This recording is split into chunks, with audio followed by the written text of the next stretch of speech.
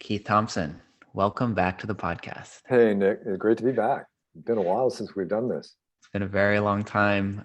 You are one of the probably the most reoccurring guests here, and we've had lots of epic conversations. But this is the first one in a while, and this is also my audience has grown a little bit and expanded because of the blog.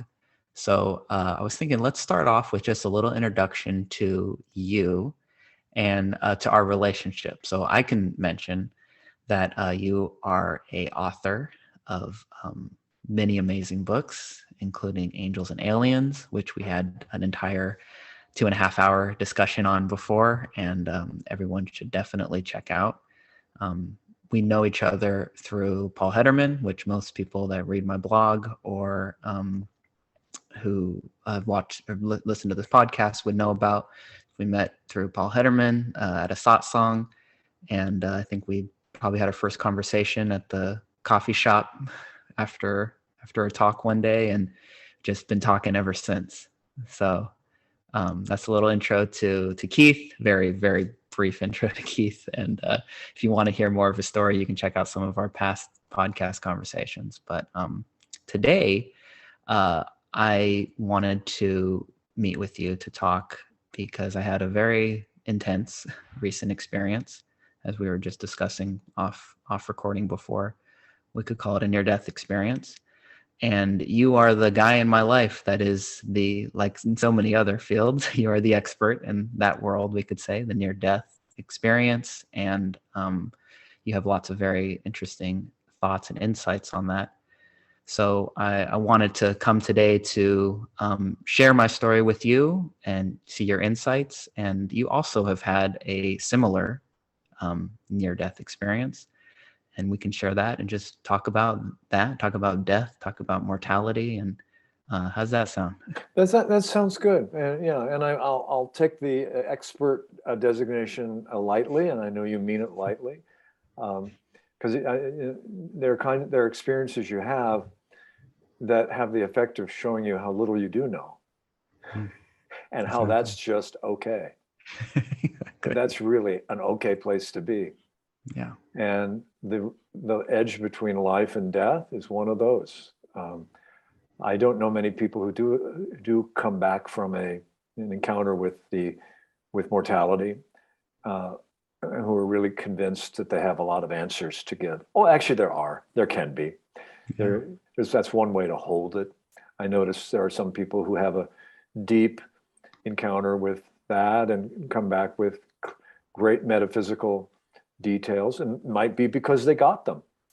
There is the sense of in those big experiences, stuff gets downloaded, and there are successive downloads that happen, and many of the downloads of a death experience, which I refer to the experience very often as a death experience, because you're encountering death.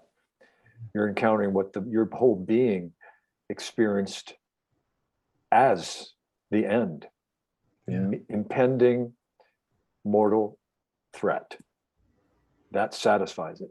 And that results in the downloading, or can result in, and I use the word downloading metaphorically, of course, but a lot of big files get landed on your operating system that are of the kind that you can spend years, going on spiritual quests to seek. And you have an encounter with life and death such that you get a big download or a series of files, and they take a long time. They keep your computer, trudging and trying to unpack, and they're too big. And they have to unpack and unzip. I guess that's the word that comes to mind. It takes a long time to unzip a file.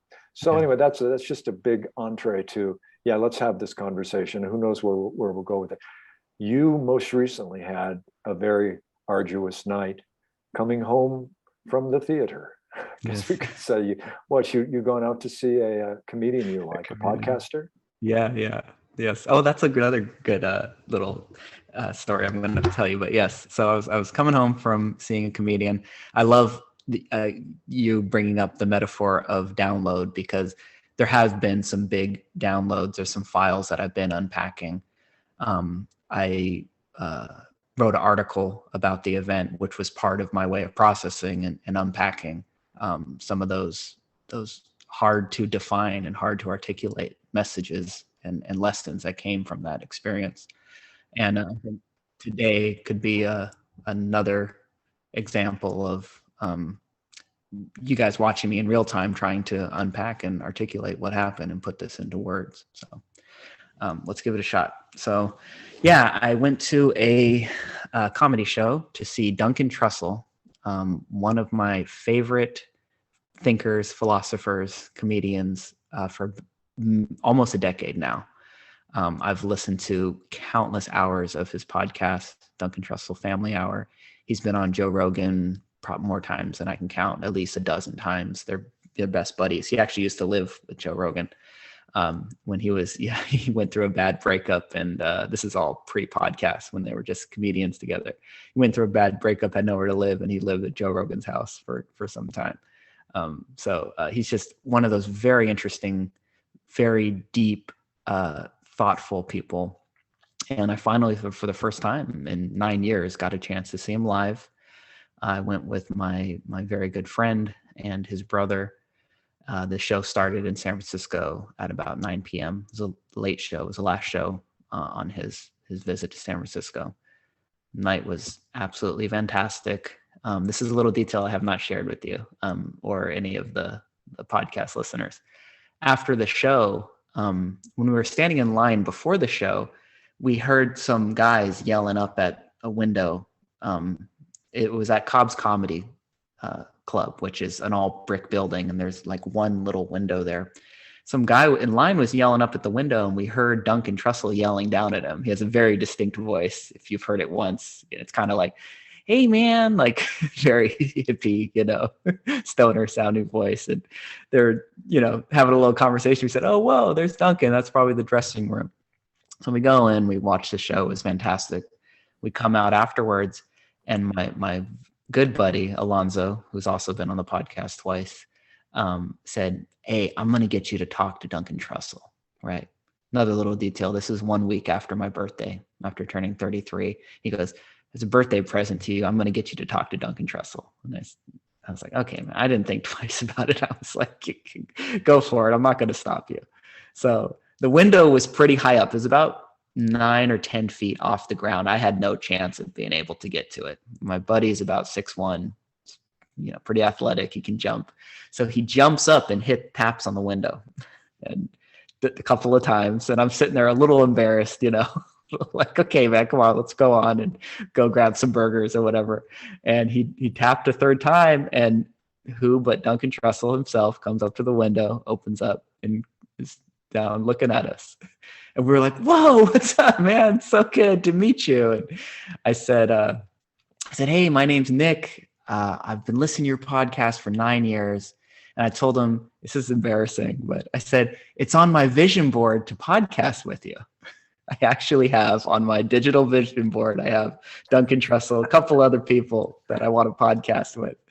And he, down out the window, goes, "Oh, that's awesome, man." And he told me his email, his personal email. Whoa. Yes.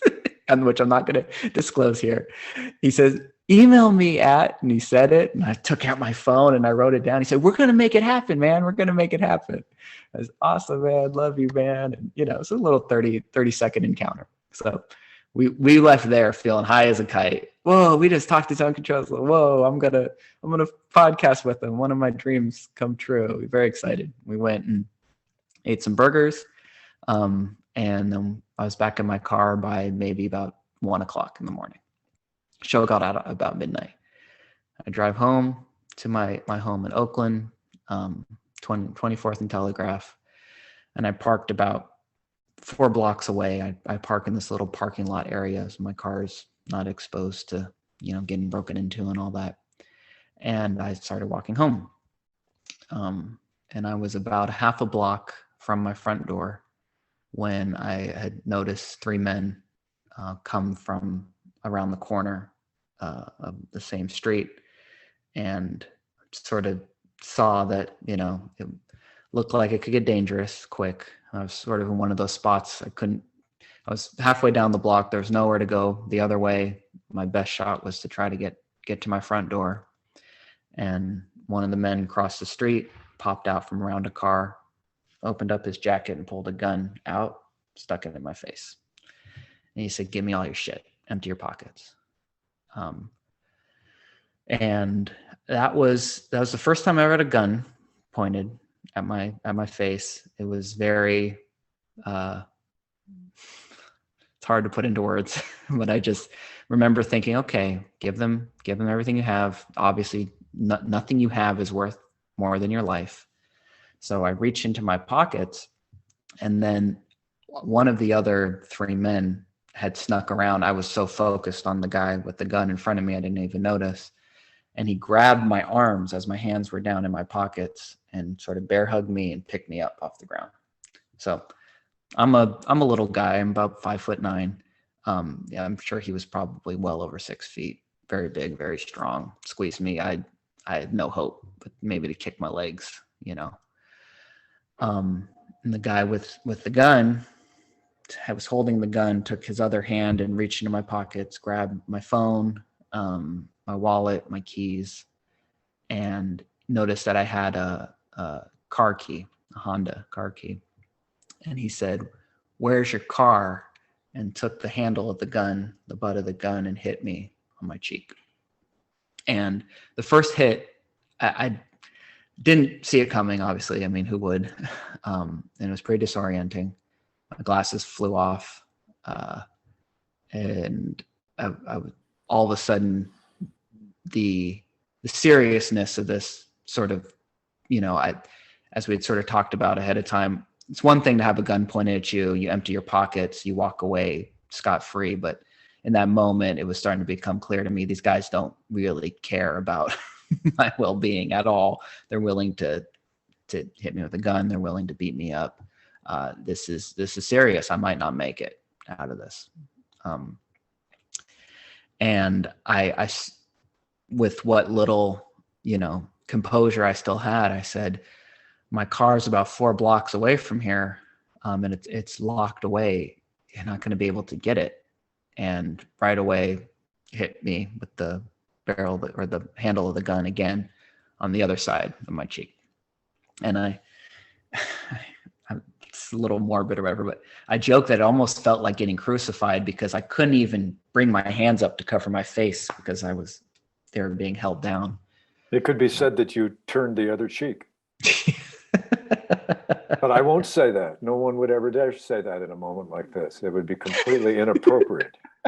So I won't say it, and it won't even be. I'm gonna say that I got crucified and I turned the other cheek. Fuck it already happened. I'm gonna claim that. Next time I want to turn the cheek before the crucifixion because that's the proper sequence. That was very good, Keith. Very good. It's like the old story about the guy who was tarred and feathered and ridden out of town on a rail. Yeah. And he was later asked, "How did you feel about that? What do you think?" He said, "Well, if it weren't for the honor of it, I would have just as soon passed it up."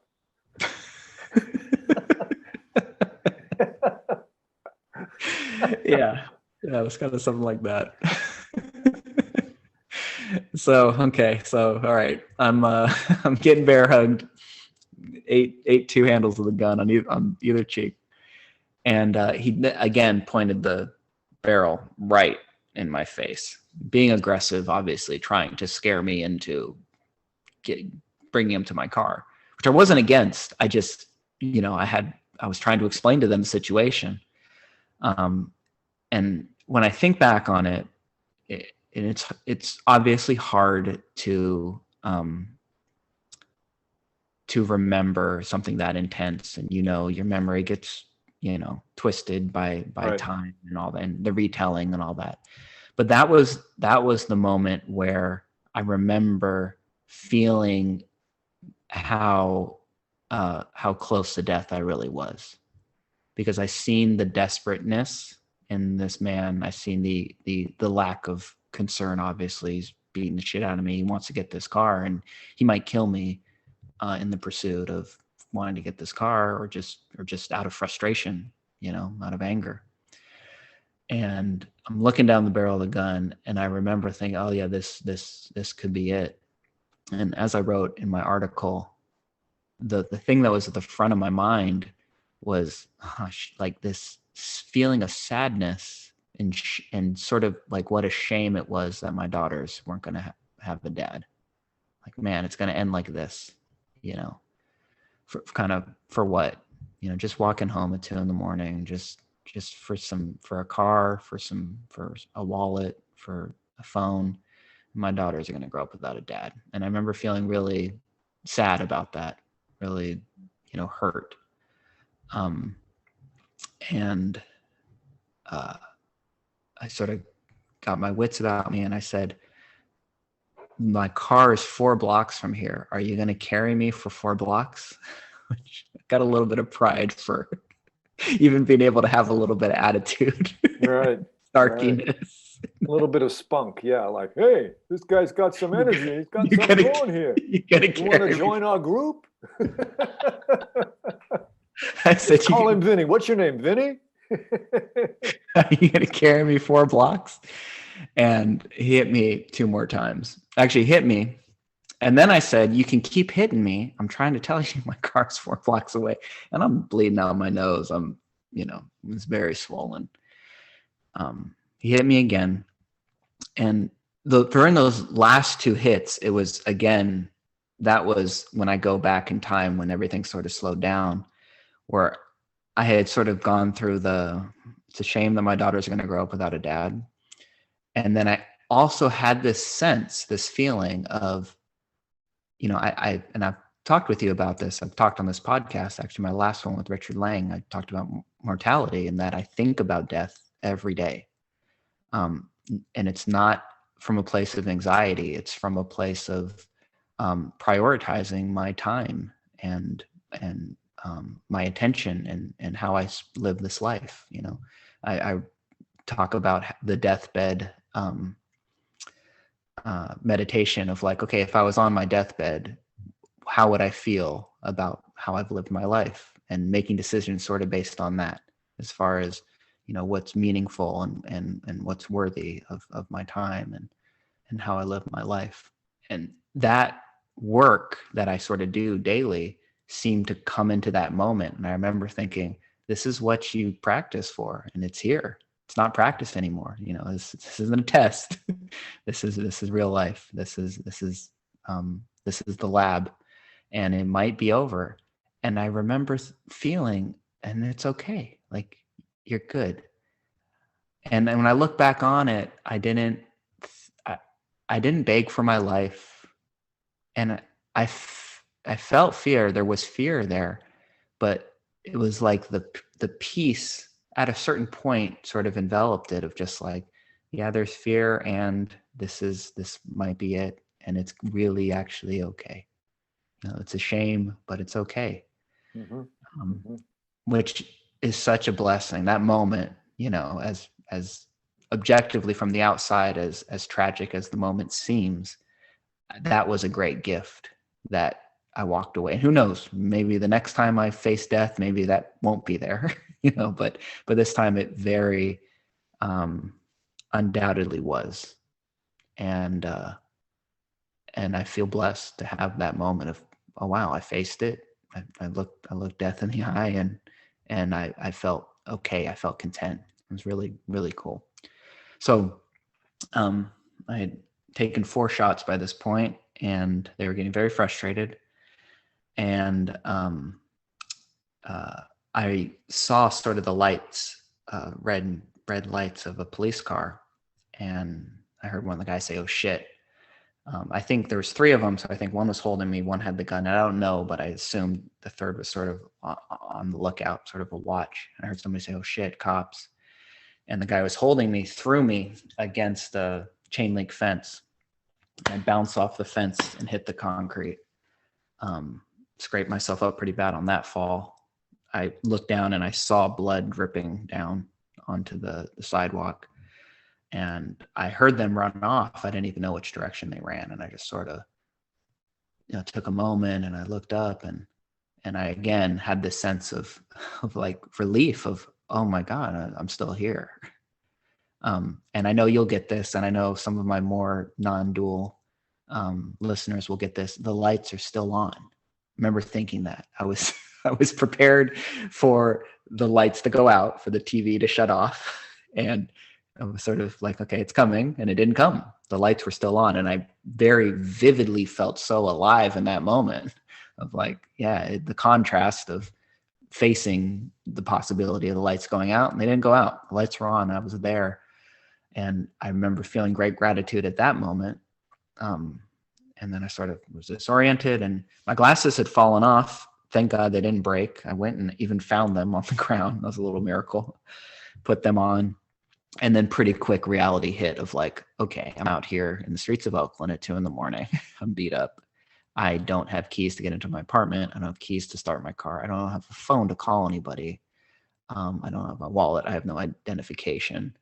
I need to, survival kicked in hard, within a few seconds. And I seen I was on a street that sort of dead end to a parallel street up here ahead of me, about 50 feet or so. And I seen a cop car go past right in front of me. And I just sprinted. This is another detail we talked about earlier. During the whole ordeal, one of my shoes had fallen off. And even after seeing the cop car and him throwing me to the ground, someone picked up one of my shoes and threw it over into the parking lot that was fenced off, so I couldn't get to it. So I'm sprinting after the cop car with one shoe and desperately thinking I need to get their attention, because if they take off, I'm out here alone, And luckily, I got to the side of the car. I waved them down. They came out and, took a police report. They called an ambulance. Paramedics came. They checked me out. He said, it doesn't look like my nose is broken, but I shouldn't touch it anyway. Commented that I must have pretty strong nose genes, because it seemed to take a pretty good beating when my nose didn't break.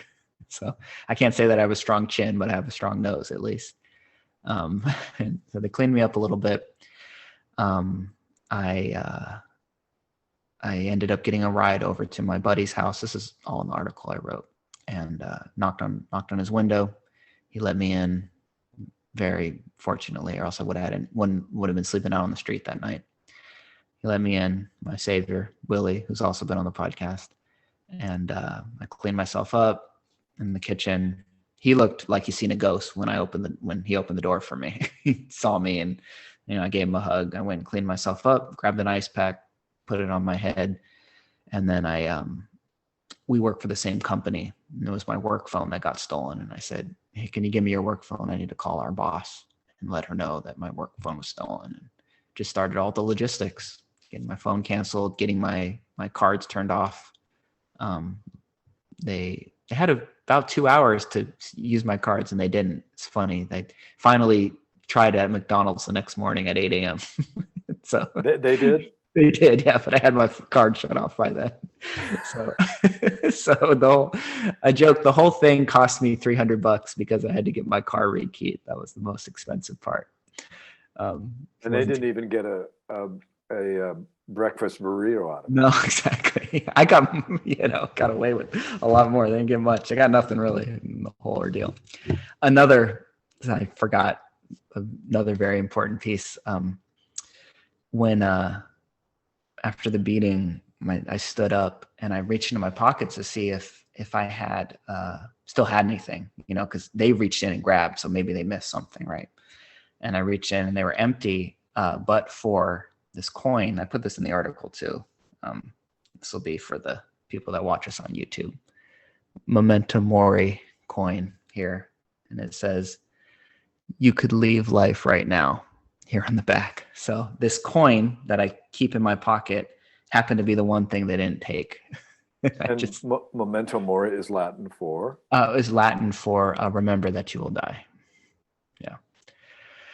And I looked at that. This was even before I chased the cop car down. I looked at that, and I kind of even laughed to myself a little bit, the irony of yeah, no shit. Remember that you could die. I went through that whole thing, and the one thing that was left in my pocket was that coin, which I still have. And one more detail, I did end up getting my shoe back. One of the security guards grabbed it, had blood all over it. He said we were wondering, we were thinking we were going to throw it away, but we kept it just in case. And I know the security guard. And It's funny. I was going to ask you, I thought that was going to come from left field. And what about the shoe? I got the shoe back and I cleaned it. I cleaned the blood off, and I'm still wearing them actually. So. Wow. Well, yeah. one thing just came to mind as you were telling me, you were at one moment looking at dying. I mean, you were aware. When I said looking at dying, you were aware, metacognitively aware, as they say, not just aware, but aware that you were aware. Yes. That this could be it. And in that moment, I was just struck by, you looked at death, and death was an object. Suddenly it was something in your field. And as you know from the non-dual teachings, anything you can be aware of, that's not who you are. You're not at the effect of it in the same way. Beautiful. So in one moment you're looking at death, it could have died, and you were already through it. Mm-hmm. So in a certain sense, the awareness of being alive pre-existed the whole event. You're having a great evening. More than being alive, you were having a fantastic evening. Yeah. You were aware of being aware, like, wow, life is great. And then you had a moment when you reflected on it could be all over. And that thought that it could be all over was just something that you became aware of, and it wasn't you. You were the one before this happened, during it happening, and when it was all done. And you looked at death and saw that it was just this idea that you have about what the end is. Yeah. So it's not to put it in any box. No, it's a fantastic insight. That you looked at death as something from the place that was never threatened by anything. Exactly. Yeah. It reminds me of that what's the first line of the Course in Miracles? You've quoted it before. Yeah. That which can be it's a 2-line. Yeah. Nothing real can be threatened. Yeah. And nothing is unreal. Yeah. I think the second part. Nothing unreal exists. Nothing unreal exists. Nothing unreal can be Nothing real can be threatened. Nothing real can be threatened. And nothing unreal exists. Okay, it has such depth to it that it's kind of hard to call it every now and then. Yeah. Nothing that is real can be threatened, and nothing unreal exists. Yeah. It's a great thing to have on a coin. Yeah, exactly. But it's in moments like this, it comes home. Yeah. No, it really does. That's a beautiful insight. That's something I didn't quite connect to, just even in my retelling of it. And just as you said it, I can bring myself back to that moment, and that which was aware of the threat of death, that which was aware of, the end, right? What the story I was telling of the end, or the lights going off, that was untouched. That was, untouchable. Untouchable. Yeah. And even the idea that the lights would have gone off is questionable. Yeah, exactly. The sense that they would have gone off for you, this is what we all worry about. I mean, this is the greatest, I believe, the fear of death, the fear of being annihilated, the fear of not existing. I've just, based on my own experience, broadly defined, I think it's the core of all death, the core fear. Yeah. It is the meta fear. Mm-hmm. She'll reject me. He'll reject me. I'll be fired. I mean, all those are little deaths. Yeah, it all comes back to our own annihilation. To our own, our own unexistence in a way. Our own non-existence. And in fact, what a powerful force that has been in human history. The religions of the world figured out, I don't want to put it too cynically, but they realized, they held, you could get, you buy, what is it you buy? Buy you pay the church, begins with the letter A. Yeah. And I want to say admonitions. No, you buy absolution. Absolutions, yes. So you buy your way out of all your sins. So you won't. So when You won't die, or you'll Yeah. go to Or when you paradise. when you do die, you'll go to paradise instead of burn for eternity. So the threat of so the church figured out we are the intermediary. Mm-hmm. So go through us, and you'll get to the right place when it's all over. The deep teaching of all this is, I don't know which of the great mystics said this, but it's something like, if you die before you die, when you come to die, you will not die. Yeah. It's that essential teaching from Plato. Mm-hmm. Put death on your left shoulder. Let death be your teacher. Don Juan and Carlos Castaneda, let death be your teacher. It is you are stalking death. Death is stalking you. But come to terms with that, and practice dying. Philosophy is the practice of dying. Yep. Yeah, no, exactly. And that's Buddhism, right? Learning how to live is learning how to die, and all the practice is basically to die well. And there's a reason that theme comes in again and again. It made me think too of you mentioned the if you die before you die, then when you die, you won't. You will not die. Will not die. That's I think the way that book.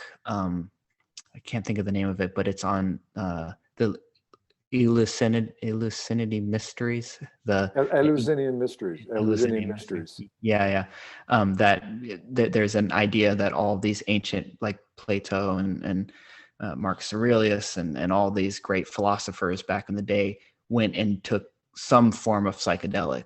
There's a lot of evidence for this, but it's not anything absolute. That there's ergot in the bread, and that this is similar to LSD, or they may have taken something similar to psilocybin mushrooms, and that basically all these powerful leaders and very wise philosophers in the past did some sort of psychedelic shamanic trips, whether it was induced by chemicals or maybe it was induced by breath work or all the any sort of other stuff, right? And the whole theme in that again is facing your death, facing your annihilation, right? And I think this is something we've talked about before. The fact that I've done heavy dose psychedelics in a way felt like that helped prepare me for that moment as well. I also, it's funny, it's something else I want to talk with you about. Just 2 weeks prior to that, I had done my first holotropic breathing breathwork journey, which is like a 2-hour thing. And that was as intense and as psychedelic as 5 grams of psilocybin. I really went some places with that. The guy who led it did a really good job too. And there was music and a lot of stuff involved and all that.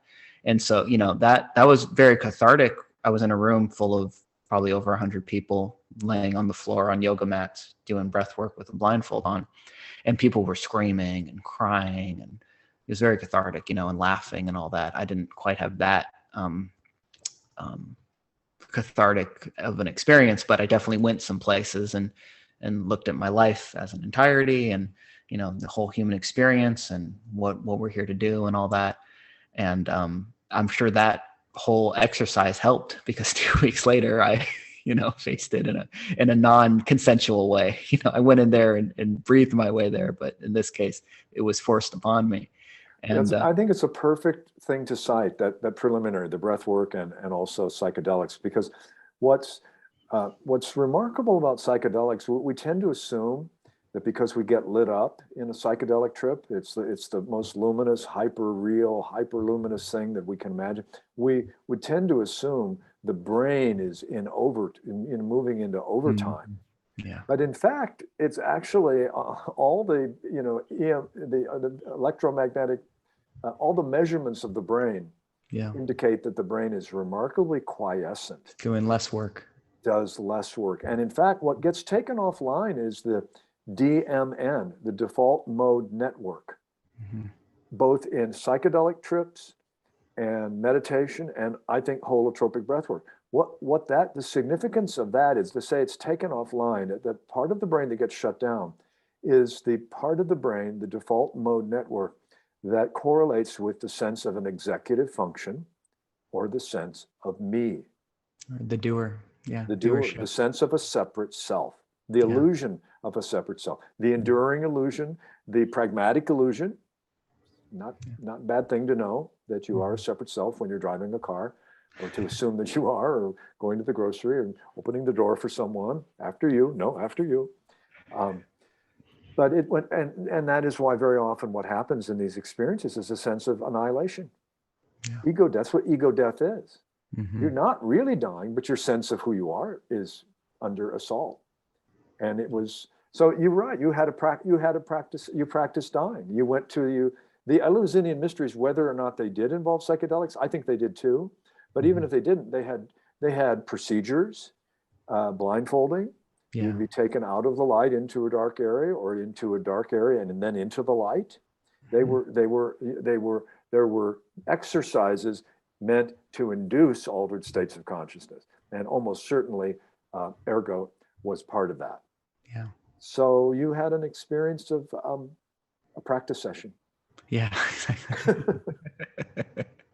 Yeah. So anyway, I thank you for the insights and for being so gracious with your insights on this. I wanted to give you the opportunity, if you're willing, to share your death experience, because I just think it's apropos for exactly what we're talking about, and I'm sure it'll lead us I'd be to glad some to. And I more. remember when I first shared it with you, I'd known you for a long time, and part of the habit I'd gotten into. Well, I'll give you the summary. As you know the full story. It happened when I was in my 20s. I went with friends from California to Hawaii, Oahu. We had run the Honolulu Marathon. That's what we went there for. It was the day after finishing the marathon. Whether or not you're a distance runner or not, or completed a marathon, if you've had some kind of a rite of passage in your life, climbing a mountain, running a marathon, some sort of ordeal, finishing a 10K walk, depending on your condition, can be a real rite of passage. Well, we had all finished the marathon, and the next day we went to Sunset Beach, legendary North Oahu beach, where the National Surfing Championships are held at that time were, I think, every year. One of the things you notice when you arrive at Sunset Beach is there are signs posted widely, and they are permanent, painted metallic signs. They're not just signs for that day. And they say, don't go in, or be very careful. These are not body surfing, that kind of stuff. There's some kind of rhyme. Don't go in unless you can swim, or something like that. In any case, I mentioned the marathon because we were all feeling pretty heroic. We were in our 20s and we'd had a heroic experience. So Invincible. you see the signs that say don't go in, and you said that doesn't apply to me. Yeah. So long story short, I went in, we all went and did some preliminary body surfing. And I just I love body surfing, by the way. In warm water is one of my favorite things to do. Off Hawaii or Southern California, it doesn't get much better than that. Warm, salty water in which your body floats. So I got carried out further than I thought. And it was a combination of riptides taking me on. By the way, I'm a kid from Ohio, so I didn't grow up with the insights of how to deal with the beach. I can tell anybody now listening, if you're ever in trouble in riptides, which are going from the ocean out toward the beach, swim lateral. Swim to the side, because the riptide is not a continuous thing. It's always stuck with me since you told me that. It's a rivulet. And the more you're fighting against it, you're just in a corridor. Swim to the side of the corridor. Let it take you out, and then swim back in. So I was fighting not only the riptides, which are tide pool, pulling you down under, riptides, and then the big waves coming over, crashing, surf type, the things that surfers get on. Yeah. So I was caught between those momenta, and was getting exhausted. And I can, similar to the description you have of a moment of utter clarity, I remember turning around, and by the way, fighting, struggling. My friends on the beach trying, get in, Keith, get in. Remember turning and looking out toward the infinity, out toward the ocean, away from the beach, and seeing a crasher, a curling wave. It's like something out of mythology, like the Titanic, a Titanic wave, a Titanic mythic force, Moby Dick level, okay, crashing over me. And I said, I remember saying, again, metacognitively, knowing that I know, I'm going to die now. And it absolutely slammed me, probably against not only the water, but against the sand. And the next thing I was aware of, I was rising out of that. But it wasn't normal rising. I was rising above the ocean. And I was, if you can imagine, when you look in some direction, you can see 360 degrees, which, we can't do in our bodies. We can do this, like this. There was a sense of the panoramic view, utter freedom, sense of peace, serenity. And I looked down at the body in the ocean, which I had identified as myself. And it was being tossed by the waves. I looked off to the side at my friends, focusing on the body. When I say I looked down, it's the only way I can put it. I looked down.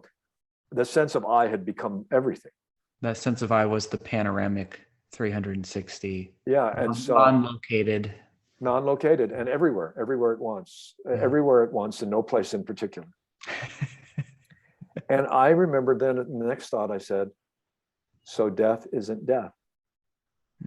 Dead isn't dead. That was what dead isn't dead. I said, I'm dead. And then I'm not dead. Dead isn't dead. I said, this is, and with a sense of irony. It's pretty good. By the way, I was a kid at the time, 20s. I didn't have a child. I didn't have even a girlfriend at the time, I don't think.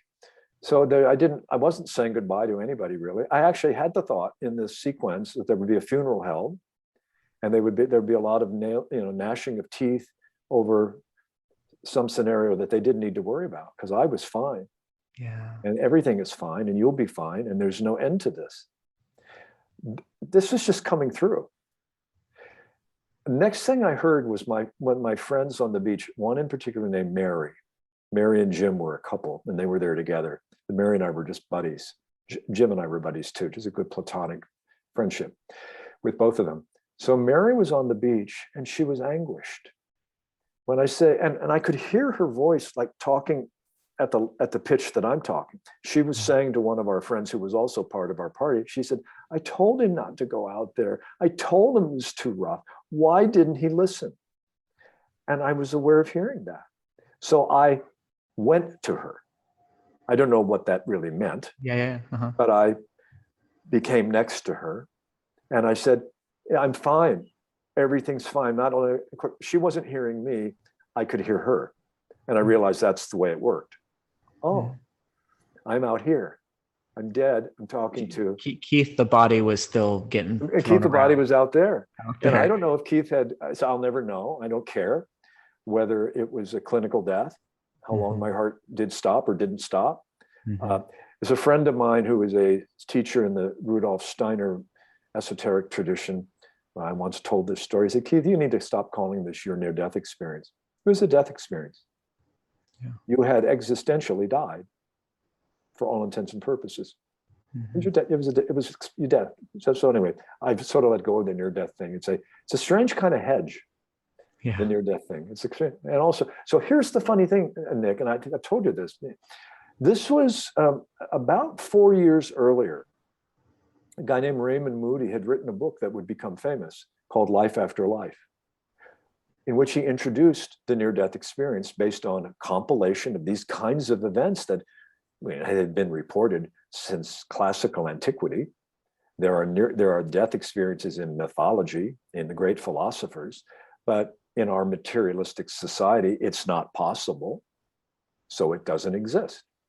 Ever since then, by the way, I've had a great deal of interest in things that are not possible, but that still happen to exist. As you know, including my current writing. So officially impossible things that actually happen anyway. So I had never heard of the near-death experience. I wasn't having something that had been prepared, my mind had been prepared for. Oprah had not yet made this famous, or if she had, if popular culture had imbibed this, I was busy at 24, 25, too busy to love living. To be you weren't primed. You weren't primed in the way that most people probably today would have been hearing about. Right. That's right. And therefore, what I later came to realize fit the sequence of a scenario I had no sense of, including going through a tunnel, sense of being surrounding me, luminous, brilliant light, coming to a place that felt like a celestial place. Another way I don't feel really primed. I grew up as a nominal Christian, Episcopalian, which is almost redundant, nominal, because it's not a real passionate. Episcopalianism is not evangelical. I think there might be some wing of it that is, but it's pretty cool, calm, and collected.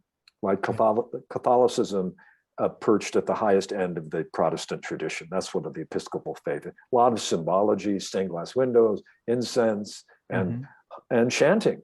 But I had no sense of heaven. I didn't have any beliefs about heaven. The place I went to, a place, and the language falls short. I don't know where this was, except here, because everything is here. That was one of the conclusions that I came away with. And I saw relatives, friends in spirit bodies, luminous spirit bodies, babysitter, elder people who had predeceased me, with all sorts of mythological figures as well. I saw Roman soldiers. Strange. I mean, so it's a strange assembly of mythological figures, eagles, birds, animals, humans, my grandparents, and they were welcoming me. They were jubilantly welcoming me. And I had a sense of a line. We were approaching like a beautiful, I mean, I have to say, the hyper lucidity. You think of your most lucid state on LSD or a peak experience, watching the stars some night or a sunset, those moments when your senses just open up. Well, this was like that on drugs, so to speak, in spades. The luminosity, the experiential sense of existence and consciousness and bliss as being all one thing. Existence and awareness of existence and the bliss of the awareness of consciousness all at once. There's actually a word in the Vedic tradition, Sachit Ananda. Sachit Ananda, bliss, consciousness, existence, consciousness, and bliss as one word. At the same time. Yeah, as one word. Yeah. They separate. Western tradition went a different way in terms of dividing everything up into neat categories that the mind would like, because the mind is the rational mind is the highest that the West acknowledges exists. It's real, but it's not the totality. In any case, I didn't have the classic moment of being told that it wasn't my time, but I was in the presence of some kind of a wise force field that was, and I felt the sounds of machinery and humming and whirring, WHIR, whirring and humming, and of gears and mechanisms, and a sense of information and insight, which was permeating, and also a sense of this is who I really am. The sense of familiarity. I'd been here before. This is something close to true nature. So I was at peace. And then I was also aware, I had a sense that there was something that my life was about, that being a body was about something. Yeah, it wasn't random. It wasn't a mistake. The idea that certain traditions, the Gnostic traditions, have that we're sent here as a punishment, no. It can seem like it. I think it's the way that the soul, whatever you want to call the soul, is consciousness as part of its adventure. Wow, what it would be like to take form. What would it be like to take form and experience the sense that things are limited? Wow. The human limited person wants to get beyond limitations into the infinite. Well, what if the infinite is going on an incredible adventure of discovery by being seemingly separate? That's always been what I'm putting my money on. Yeah. Awakening to the recognition that you're not separate, but also that in and out, and that's the familiarity I felt. So I came Next thing I knew, I'm seeing again. I'm back in the body. Consciousness had returned to the body. I was swimming. I was alive. I was aware that my friends were calling me in. I was approaching them. It's like the third act of a great movie. Yeah. There's always the third act. Was it Hemingway, not Hemingway, Fitzgerald, famously and snarkily said, there are no third acts in American lives. Oh, yes, there are. Yeah. Yes, there are. That wasn't in yours. He had a pretty tragic life, especially with alcohol. But that kind of European sensibility. There's no third act in American life. They don't finish. They don't. Certain nihilism to that. Yes, exactly. Well, there's always a third act. In this case, there was a third act. So I'm suddenly swimming in, all bruised, all beaten up. No serious injury. Pulled to the shore. I can still remember the sense, everyone gathering around, that I was now a medical problem. I had survived. I knew I had. And the first reality test I had about this was when one of my friends, a young guy named Moore, once I was sort of recovered, they had towels on me and I wasn't shivering. And it was post catastrophe treatment. Like you were going through, the police took you in and you put some ice on. This is what was going on now. And I remember him saying, kind of in the way that guys in a jocular way say, well, we pretty much thought we had lost you, that you'd eaten it. Yeah. And I said to him, I did. He just nodded. He said, I did. And I came back. He said, I know you did. You came back. And it was the first of many recognitions that what I was saying was absurd.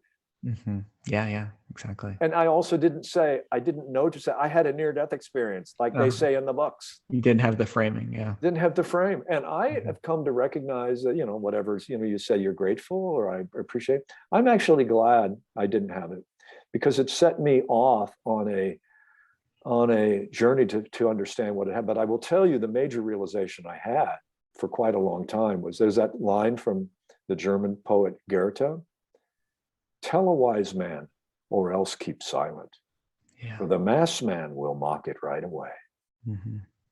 Tell it to other people who know, or don't tell anybody. And tell it to those who know refers to all the mysteries. If you have a peak experience and you tell it to your family over Thanksgiving, you're just asking for trouble. Yeah. They're not asking for that story. They're not asking for the information about your life and experience. And you don't tell it to them, because the masses will mock it right away. So I learned to keep it quiet. I didn't talk about it, but it set me off on a spiritual search for answers. And I'll just sort of conclude this by saying I had the good fortune to meet Dr. Kenneth Ring, who is one of the chief psychologists of the near-death experience, who followed up the books of Raymond Moody with several books of his own. And he became kind of a mentor or a therapist. He helped me through this. He reminded me, he said, you have had, he gave me information about the near-death experience and introduced it as a kind of a mystical experience. He put it in the frame. It's an entry into the same territory as the great mystical journeys touch on. And it is. I mean, I was still trying to make sense of it. And there was a long post-traumatic, I wasn't in a PTSD in an overt or acute way, but I had issues. I mean, the body and mind are traumatized because their sense of dying is resisted, to say the least. There's a strong life instinct. It's built into the settings of the body. It's built into the settings. That's what it does. That's formatted for that. And then when you've been to here's the key. This is the next day. I've jumped over this, going back to the Hawaii.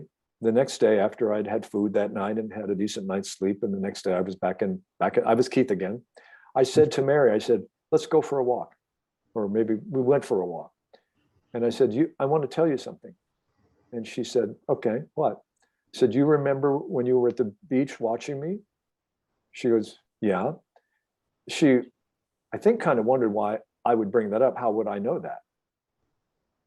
And I said, I heard what you said. That Keith, why didn't he listen? I told him it was too rough. I gave it back. I just played it back. Mm-hmm. She's was a pretty white girl, but whatever color she had in her face as a white girl left. She got very white. Yeah. White as a ghost. White as a ghost. Yeah. And I looked at her and she looked at me, and we both knew that if what I was saying was true, then this game is set up the way we think it is. Yeah. And she goes, like, wow. And I go, yeah, I just wanted to say that. She says, well, I'm glad you did. And we stayed friends. And I actually was with her near the end of her life. She died from an illness much later. And I can share a story. I went to see her. She called me one time, and I knew that she'd had a relapse. It was involving her liver. And I said, how are you? She said, okay, I'm sick. I said, I hear you are. She said, I'm dying. I said, how's that going? And she laughed. She said, oh, you know me. I'm a hyperachiever. I'm just absolutely plumbing it for everything I can. I said, well, that's absolutely important. You've got to die a very heroic death, And we had laughter that we'd always had. She said, could you come see me? I said, of course I could. When do you want? She said, is tomorrow possible? I said, it's the only day that I have. So I drove. It wasn't that far, maybe an hour away from her. And I went to see her, and we talked. And I remember the flowers outside her house. Just, these memories just stand. And I had to stay a certain distance from her because of, I think, either infection or oxygen or something. But she said to me, so you really heard me that day at the beach? Wow. That's what she wanted to go back to. Yeah. I said, I did. And I said, she goes, well, that's just what I wanted to know. And I said, do you remember every other hard times in your life when it was really, really tough? And she goes, yeah. And I said, did you trust? You trusted that things would be okay. She said, yeah, I really did every time. I said, well, just do that again.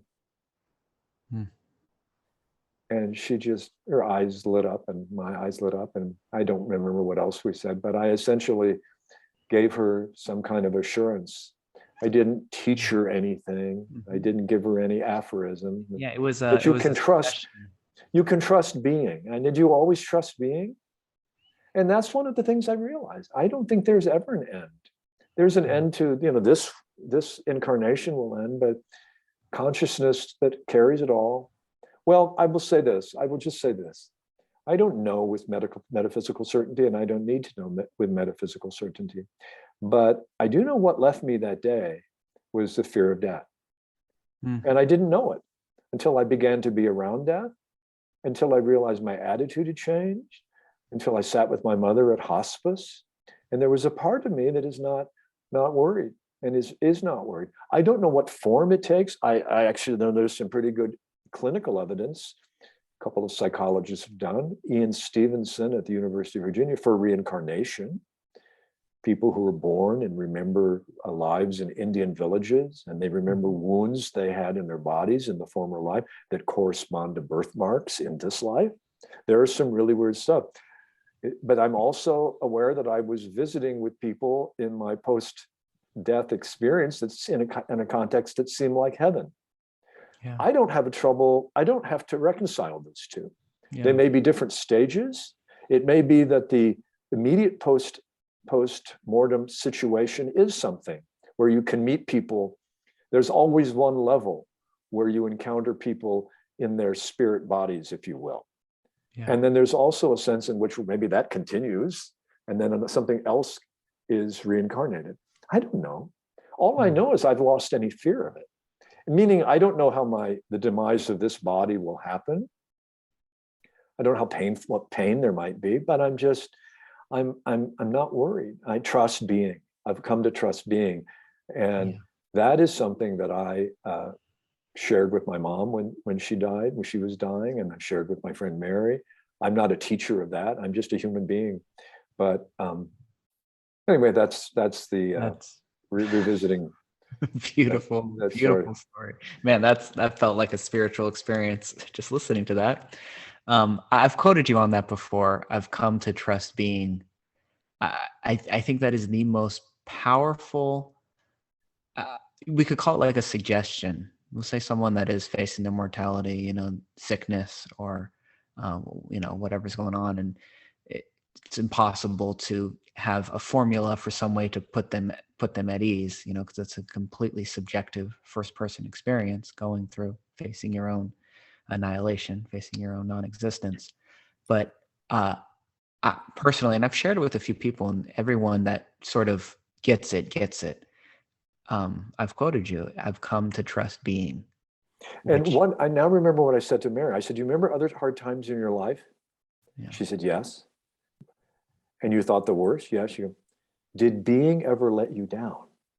That was the question. I didn't say, "Did you trust being?" I said, "Did being?" And by the way, she was spiritual already. Mm-hmm.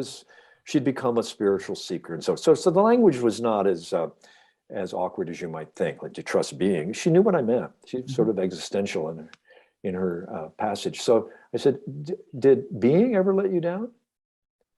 And she lit up.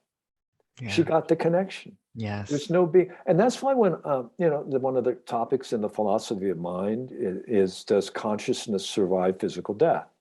And of course, it is the question. It's the perennial question. Mm-hmm. One way I've kind of framed that, and I brought it up to people, and it's sort of a reframe for them, is when I hear someone said that's one thing they would really love to know, that consciousness survives death. I said, let me ask you this. That's like a quandary for you, right? Yeah, it's a koan. It's really something you wrestle with. I said, do you also wrestle with whether there was consciousness before you were born? I was thinking the same thing. And they go, no. Oh. I said, you were born into something that was existing, right? Yeah. Well, yeah. I mean, were your parents alive before you were? Mm. Yeah. So what ends, what begins? That was a big part of what I came away from. And the downloading, if you will, the sense of working with Dr. Ken Ring, and Ken Ring, I call him Ken, Dr. Kenneth Ring, came to really conclude that consciousness is never born. It never dies. It's beyond beginning and beyond ending. Whatever consciousness is, whatever it is, this thing is this. I think life makes a great deal more sense, even empirically speaking, and in the terms of parsimony. The principle of parsimony in science is the idea of what is safe to believe with the fewest extra assumptions that are added. Rather than the basic question, which is called the hard question of consciousness, in the philosophy of mind, there's a conundrum called the hard question of consciousness. And it goes like this: how, if the world is comprised of dead matter, building blocks called atoms? Remember the books we read? That the world is made of building blocks of matter called atoms, electrons and neutrons, and there's photons, and all of it begs the question, what is any of that? Well, it's inert, very much subatomic. Anyway, we can't find it, by the way. Subatomic physics can't find matter, anything called matter. Well, how does consciousness, if matter is the ground of our being, if the amaterial world is the ground, how did it become self-conscious? How did the capacity to taste the sweetness of cherry, to feel the disappointment of heartache, the pain of a broken ankle, subjective experience, how did it arise out of this dead matter? That's the hard problem of consciousness. Well, the principle of parsimony says, what is the ontological prime? What is the sole prime given experience of experience other than experience. In other words, experience Yeah. is the ground of being. Yes. And experience, consciousness is that space in which we can imagine that matter is the ground of being. Yeah. What? Yeah, that the material world, the speculation of how consciousness emerges out of dead matter is a speculation that emerges out of consciousness. Everything, consciousness is the only carrier of reality that we ever know. We never have any. So in terms of the principle of parsimony, we could posit that consciousness is the prime. How does it create an experience of an outer world called matter? That's the good question. Yeah, it's But interesting. you go to that from the ground that consciousness is a given. It doesn't emerge out of matter. It can't emerge out of, there's no way to deduce the properties of subjective experience, the sweetness of cherries, the pain of heartache, why one thing matters more than another, why something is meaningful, doesn't come out of dead matter. It couldn't. Yeah. Dead matter is an appearance that seems something we need to figure out what that is. Anyway, that's kind of a shift I'd had around all of that. And others have. Bernardo Kastrup, as you know, the philosopher of mind who's in Holland, very, very clever, very, very wise and thoughtful current philosopher in his tradition, which he calls analytic idealism. The world is a place of mentation. This is a world of mind. You can say it's all consciousness. It sounds really good because the great wisdom traditions say so. But there is a sense in which, well, what about all this hard stuff? Well, what is that? It's sensation. What is, like, you know, there's a famous story that Bishop Berkeley, the philosopher of idealism, came to this conclusion centuries ago. And he was walking along with some other philosopher, and he said, what do you think of my theory that it's all mind? He said, he kicked a rock and he said, that's what I think of your theory. Explain that. If it's all mind, what about the rock I just kicked? And the upshot of it was, well, what is it about that rock? The density of it. What is density? The quality. It's the sense, the heaviness of it. What is heaviness? It's a quality. It's heavier rather than lighter. That's quality, qualitative. Yes. Experience. It stubbed my toe. It hurt. It hurt. That's an experience. That's qualitative. What we do is we say this is heavy and it weighs 5 pounds. Then we believe the description, 5 pounds of weight pre-existed the experience. Yeah, exactly. It's the horse in front of the cart, 100%. It's back, and it is. And so it's actually the three guys who just won the Nobel Prize in Science for Physics. We're dealing with some of these things. I can't summarize it here, but you might want to look up, if you haven't, anybody listening, look up Nobel Prize, quantum physics. It's actually it's spooky. You know, they're basically, what they got it for was confirming that there are evidences of what Einstein worked very hard to keep at bay. He couldn't understand how we could have action at a distance. It had to be that, you know, the efforts that were made by Einstein and others to explain, well, there still must be some physical principle that if you carry that rock to Japan and I have another rock that was previously paired with it, and they still seem to be linked, well, there must be an intervening material principle. Well, really? I mean, the efforts to salvage the implications that we live in a world of mentation or mind, consciousness.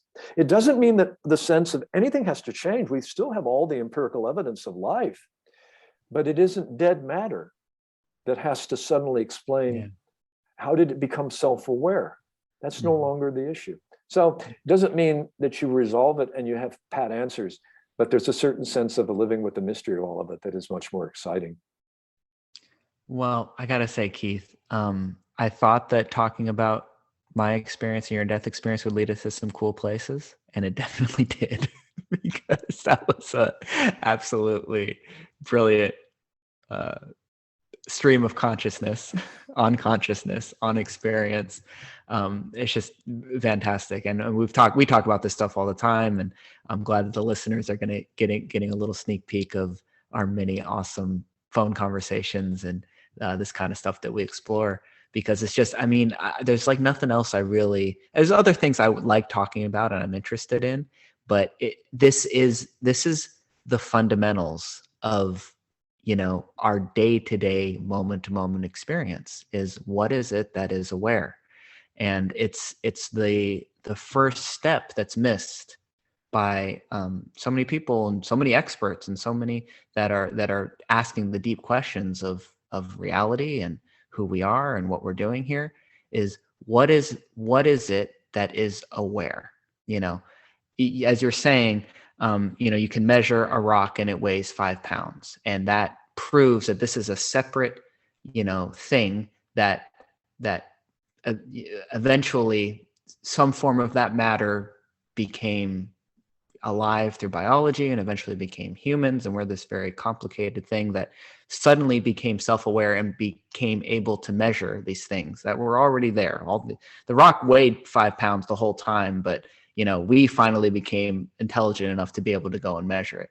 Instead of going back to, as you said, the parsimonious, the parsimonious, the parsimonious, the most parsimonious explanation is the one that requires fewer leaps. For example, we don't need to explain how do we get consciousness from matter. We don't need a separate category. We can't find a separate category called matter. We really can't. We can find solidity. Find a separate category beyond what we are aware of, what we measure, what we become conscious of. Correct? Yes. Yeah. It's in the Buddhist tradition. There's a tradition of one taste. That there's really one taste of all. There is still the radical diversity and the absolute multitudinous quality of life. And manyness is not erased by oneness. It's not that. It's in not the that. Tao Te Ching, they call it the 10,000 things, right? The Tao is the 10,000 things and the one thing, right? And it's the whole idea of the mind comes in and delineates. The mind breaks things into separate categories, and by mind, it's really the left brain, the more rational, that divides everything up, and it says that's Keith, and this is Nick, and this is Nick's finger, and it puts everything into a neat category. And assumes that those categories pre-existed the categorization. Exactly. We live with the categories. We live with the description. Well, I know you're there, and the light switch is either on. Binary thinking is true. Well, how do we know it's true? Well, it's axiomatically true. It's an axiomatically true that things are. If it's not B, if it's not A, it's B. It's not on, it's off. We know that because we know it, because it's just the way it is. And then the conversation, we start to realize, well, that's logical. But binary logic is a particular kind of logic. Aristotelian categorization is a mythology. Yeah. It's a story. And it's true.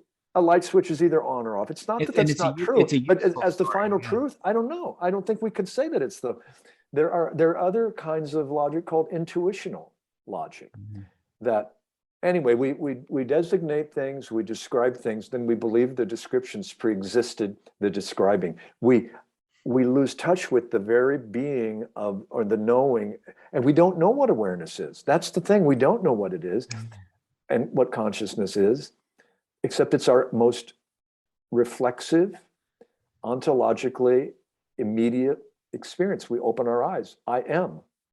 Yeah. I exist. Yeah. And then, but we then leave really fast. It isn't that the rock doesn't weigh 5 pounds, according to the system in which weight is relevant. It's all the observations of materialist worldview are, we don't have to get rid of them. They just have a new framework in a world of ideas, in a world of consciousness. We remember that we're the ones who describe things, and we assume the descriptions preceded the describing. What does the describing? What is that? That's what the great traditions, I am. I exist. Yeah. Yeah, exactly. I mean, as you're saying, the do you say the ontological ground, or like the ontological foundation is we know that, again, the lights are on, that there is awareness, and That's the default. We start with that. Yeah. And then we think, how do we explain how that came out of matter? No, that's backward. By the way, this is only about 300 years in which humans have. Let me tell you, look, there's a story. Around the time from the shift from the Renaissance to the scientific era, the church had become very covetous toward these questions. As a growing number of scientists wanted to ask these questions scientifically, like Giordano Bruno, he had the misfortune of pushing the church too far. He was burned at the stake for claiming heresy, similar to what Galileo had done. Galileo said, look through my telescope, church fathers, you'll see what I see about the proper relationship between the sun and the earth. They said, we're not going to look through that. If you keep saying that, you'll be in serious trouble like Bruno. So there's a great passage by. That's so good, Keith. Could you please repeat that for everybody? Because that hit me so hard the first time. The church leaders wouldn't look in the telescope. By the way, that's historically true. Deny it. They didn't look and go, no, there's nothing there. They refused to look inside the telescope. They refused to look through the telescope. He said, well, I'm not asking you to take it on faith, which is a great statement, because the church premises are faith premises. So he's basically saying, I'm not even asking you to take it on your church. I'm saying you can use this thing. Well, I don't know what the church actually claimed this telescope is. Was it the eye of the devil? It could have been this.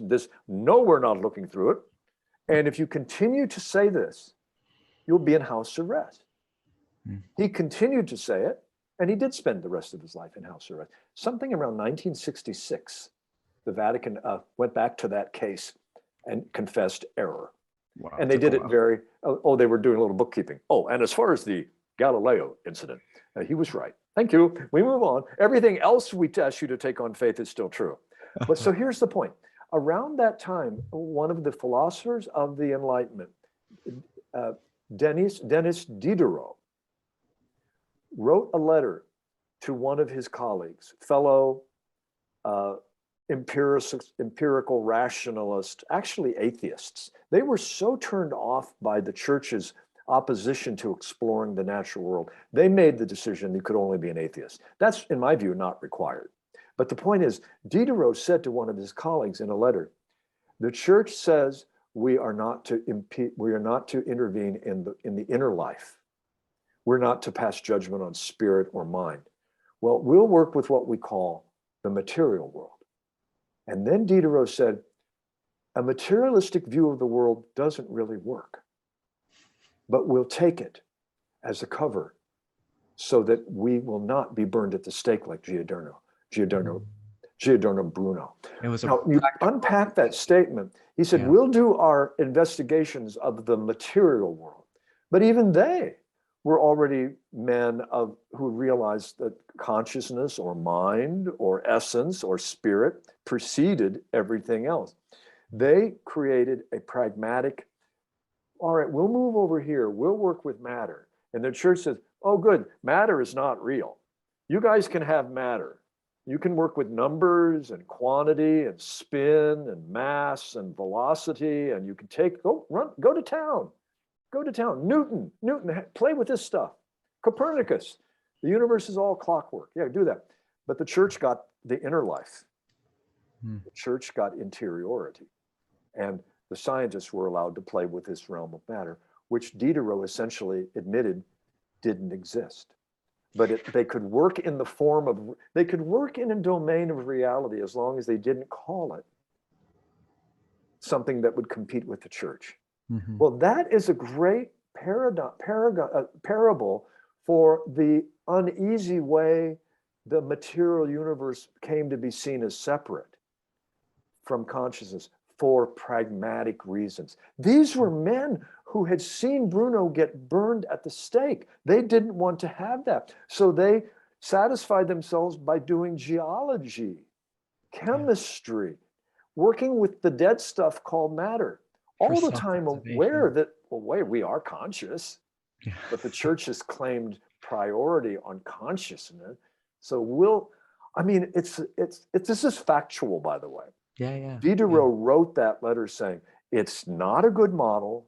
Materialism, as we're defining it, isn't plausible, but it keeps us from being killed. We can do what we want to do. We do alchemy on the side. We'll keep doing stuff that the church thinks it has. We'll do it in the name of. So this is why matter and mind have always had this coexisting, confused relationship in the Western tradition. Yeah. Now, here's the funny thing.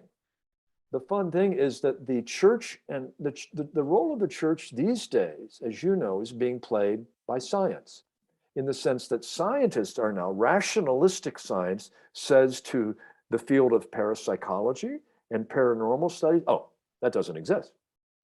That doesn't exist. Because consciousness, there can't be synchronicities.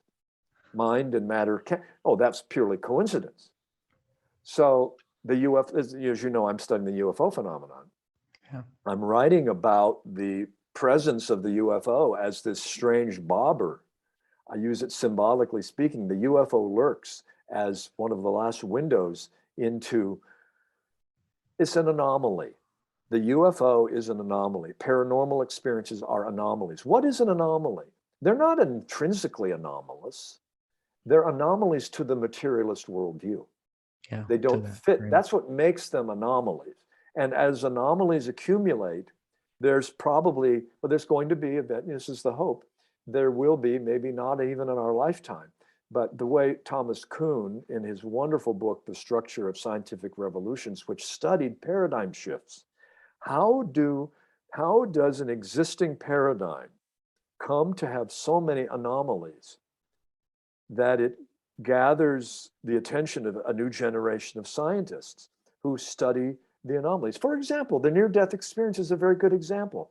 As a body of experience, when they first came in, the materialist scientists, oh, those are just brain firings. Yeah. The sense of an afterlife, of course, is an enduring archetype. It might be Jungian at best, but the brain has these patterns they play. There is no afterlife. It's no.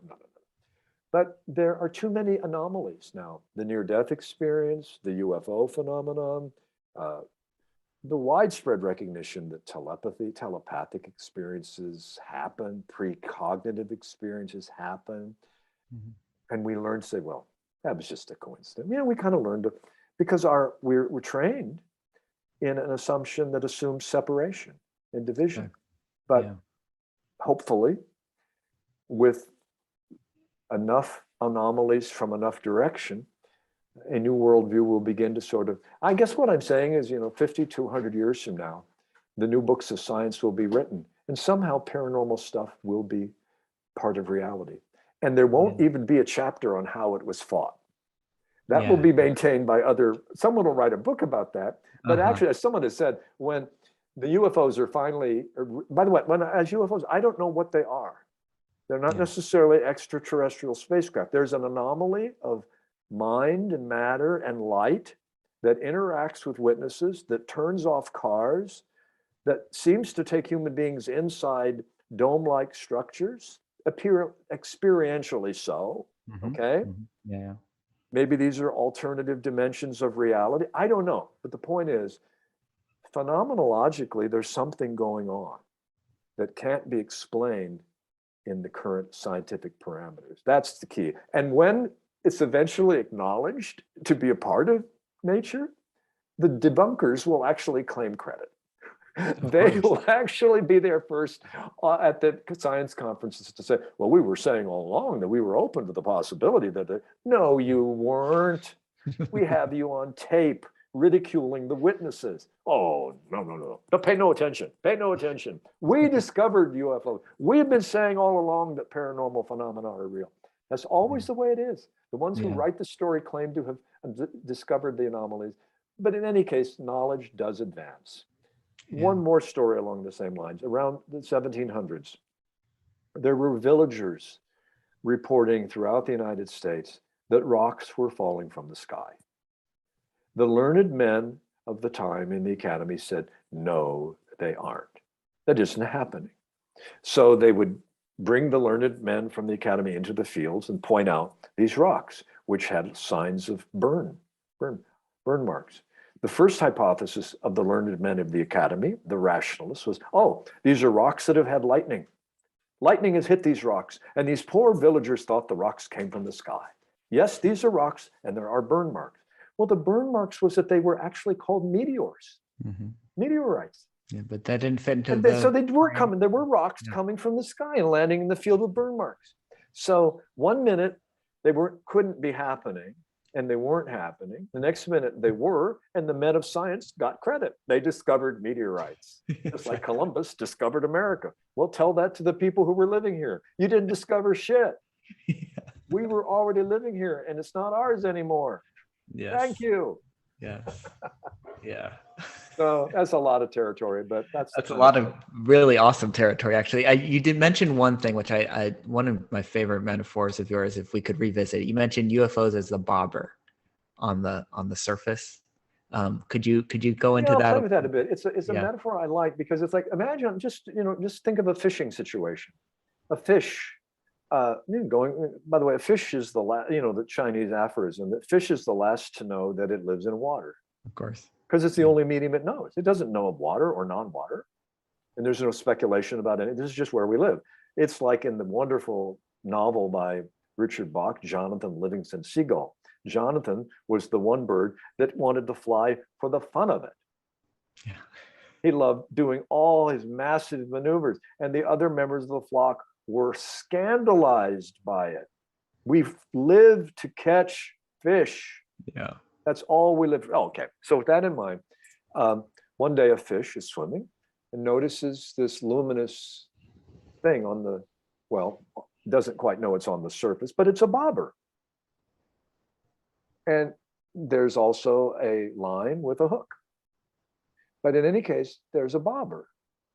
And the bobber is there on the surface, and the fish sees it, goes back and tells the other fish, I saw this thing, and it's on the surface of on the edge. You've been to the edge, and you've seen something. You stay home. You imagine too much. Yeah. Well, long story short, the fish come to learn that there is a surface, and the bobber is on the surface between the water and a whole other atmospheric element called oxygen, called the air, called dry land. So metaphorically, I use the image of the UFO we see them in the sky. They appear to be oval. Jacques Vallée, the great French UFO researcher, said, what if we would see these as windows rather than as objects? Yeah. Wow, there's another metaphoric shift. The UFO is a window, the window to another or larger reality. A bobber is the line of demarcation. It's the object between one realm and another, water and air. So the UFO, in a sense, is like a bobber for us. We see it moving through the sky. We tell stories about it. The debunkers say, no, that was a misidentification of the moon, or that was the Starlink satellites, or those were just flares. And sometimes they are just flares. Mm-hmm. Sometimes they are satellites. It's both. It doesn't mean the mundane explanations are never true, but there's like maybe 10% that some other that hide. The 10% of real hide in the belief that they can't be real. So the phenomenon appears in a way that can effectively annihilate existence of itself, because the official authorities, the official agents of the culture, reassure us it's nothing unusual here, people. Go back home. Go back home. Return to your homes, people. The debunker, and by the way, I'm all for genuine skepticism. I don't confuse debunkers with skeptics. Genuine skepticism should be baked into everything we do. Every observation. Was that a real perception? Could I have been fooling myself? I mean, skepticism is a way we check ourselves, but debunkerism is a bad critical habit of trying to, it's an ideological. It's the other side of blind faith. It's the other side of, very much so. I believe, I believe the Bible is true because it's written by God. How do you know? Because it says it in the Bible. Right, the other side of it, the debunker that says, well, it's all fake, and they come with that presupposed, into every so there is no true.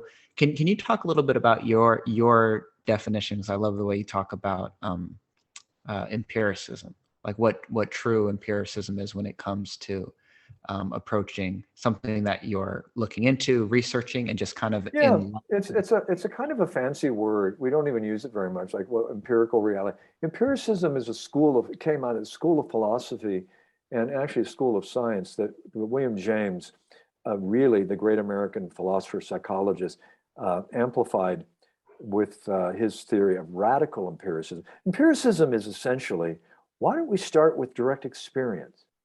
What do people report? Start with, at least even in a material framework, in a materialist worldview. Start with the five senses. People see things, hear things, taste things. Anything that can be experienced and observed can be studied. Oh, so for example, the UFO phenomenon is a good case.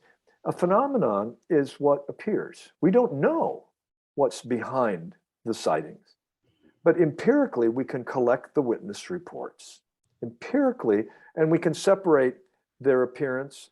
Empirically means we take at face value for the sake of this part of it alone. We say, yes, these are a body of reports. We don't say in advance it can't be true or that it must be true. Empiricism says we simply collect. Now, radical empiricism is when you extend that to all kinds of experience, and including psychological, psychic experiences. For example, you can take an empirical approach to the idea of psychic phenomena. You can't hold a psychic phenomenon. You can't hold a psychic experience the way you can hold something in the sensory empirical world. There's sensory empiricism and there's extrasensory. Let me give you an example of an empirical psychic experience. You have a friend you haven't seen for 20 years. You haven't thought of the person very often. The phone rings. As you walk to the phone, you get a very sharp hit of this person. Yeah. Wonder whatever happened to Betty. You look at the caller ID, you don't know the number, but you notice the area code. You pick it up. Hi, Keith, it's Betty. You didn't expect to hear from me. Okay, that's officially a coincidence in materialist science, in the materialist worldview. You live long enough, you'll accumulate a few coincidences. They don't tell us anything about some natural, that meaning is so widely distributed. Meaning is built into the structure of reality. No, we don't go there. So that's an empirical experience. That's an empirical piece of evidence for telepathic knowing. Yeah. It doesn't change the whole, it doesn't break the paradigm based on one case, but all of those moments of precognitive knowing. Have you ever walked around a corner and on a street, and instantly you walk onto the next street and you realize you saw that in your dream the night before, including the woman with the red coat. Yeah. And you look at her and she's looking at you like, what are you looking at? Whatever. Those, Jung wrote about these. So those are empirical. They're empirical. Materialists would say we shouldn't take them as real. The debunkers would say we shouldn't pay any mind. Why? Because they're not possible. No. You've gone to the interpretive level. Exactly. They're not impossible in the same way that rocks falling from the sky weren't possible, even though they were happening. There are lots of impossible phenomena, including officially non-existent. The UFO phenomenon is still officially non-existent, except, as many of our listeners may know, about a year and a half ago, the Pentagon did release a report of 400 cases, and only one could not be explained, and they felt that it could be explained. Maybe it was 3, but the point is, a vast number of them are unexplained as well. That's the point. I think it was out of 400, a vast number of them were not explainable, officially unexplained. That doesn't mean we know what they are, but it says finally, unexplained aerial phenomena are real, as unexplained aerial phenomena. So empirically, what's real is there's something that we don't explain. What's empirical is not what we know what it is. That part hasn't been established yet. Yeah. Empirically, we have reports of credible reports of a phenomenon at least being real as unexplained. Yeah.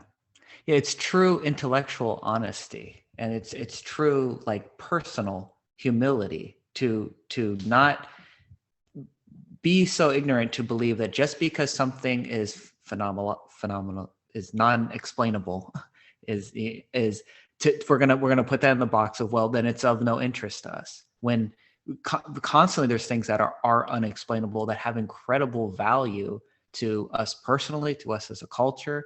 And just giving up on the fact of even pursuing it, or even saying that it's worthy to investigate, cuts ourselves off from expanding our reality, expanding. Well, there was a famous debunker named Philip Klass back in the 1960s, Klass, who was the editor of Aviation Week.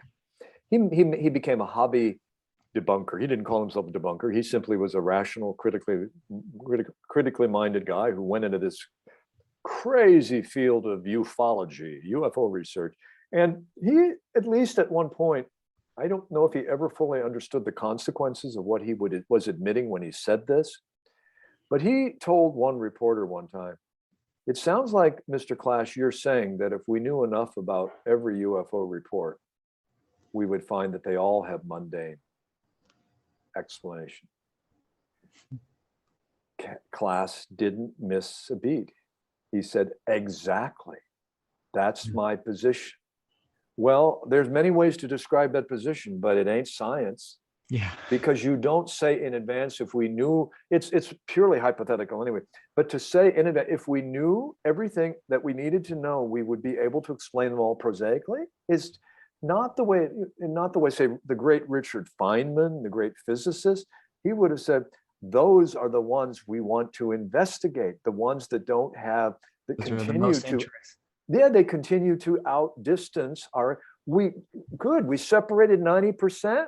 Those were misidentified, those hallucinations, hoaxes, or misidentified natural or unnatural. Okay, let's put those, good, take them out. It's called the phenomenological cut.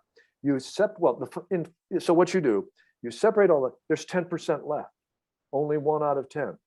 Philip Klass would say, well, the odds are, according to a certain kind of logic, even that 1 that remains out of the 10 will be explainable. Again, whatever that is, it ain't science, because it's just not how science works. They said, let's see what if there are features or traits of a phenomenon that aren't reducible to the known categories. That is what Richard Feynman and many others that's what drives the true seeker into science. Yes. Richard Feynman called it the kick of discovery. What is it that keeps you going, Dr. Feynman? He said it's the kick of discovery, of finding out something is this or not this, or is that or not that. There's nothing more satisfying than that. Yeah. Not deciding in advance that it can't be in the name of propping up the existing paradigm. Yeah, that's. I get the appeal of that too. Like we all have things we fight for. We fight for, we get positioned. This is my belief. Well, I don't need any evidence. I already seen, well, you might be a little stuck there. Yeah. We all get stuck in our own lives, Of course. I mean, just one that's coming to mind is think about it in 20 years period of time, the lesbian, gay, bisexual thing has gone from being it's gone to social acceptance as an expression, as a possibility, so that human beings who knew they were gay or lesbian or bisexual finally have acknowledgement that they don't belong over here in the wastebasket with we are like meteors. We exist. Yeah. We exist. Yeah. Now we're going through a period of time when we need to display flags every June for 30 days.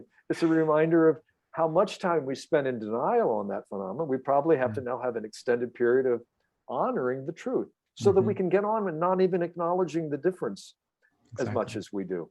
Yeah. So there's always the anomalies. I mean, even the very idea of anomaly. What doesn't fit? Well, tracking the anomaly can lead to the recognition, oh, maybe it is explainable. Okay, good. That's a problem solved. Yeah. But there are all kinds of anomalies that lead to the recognition. The larger issue Nick, is that reality is larger than the territory is always larger than our maps. Yes. So we find the map of meteors there wasn't on the map, but it was part of the territory. It was happening. And the poor people observing it happened to be the bumpkins out in the field who didn't have education. It was easy to assume, oh, the bumpkins have been seeing more flying rocks. And even Thomas Jefferson was among the debunkers. He said, oh yes, the poor benighted villagers. Well, now meteors are not only part of the territory, they're part of the map.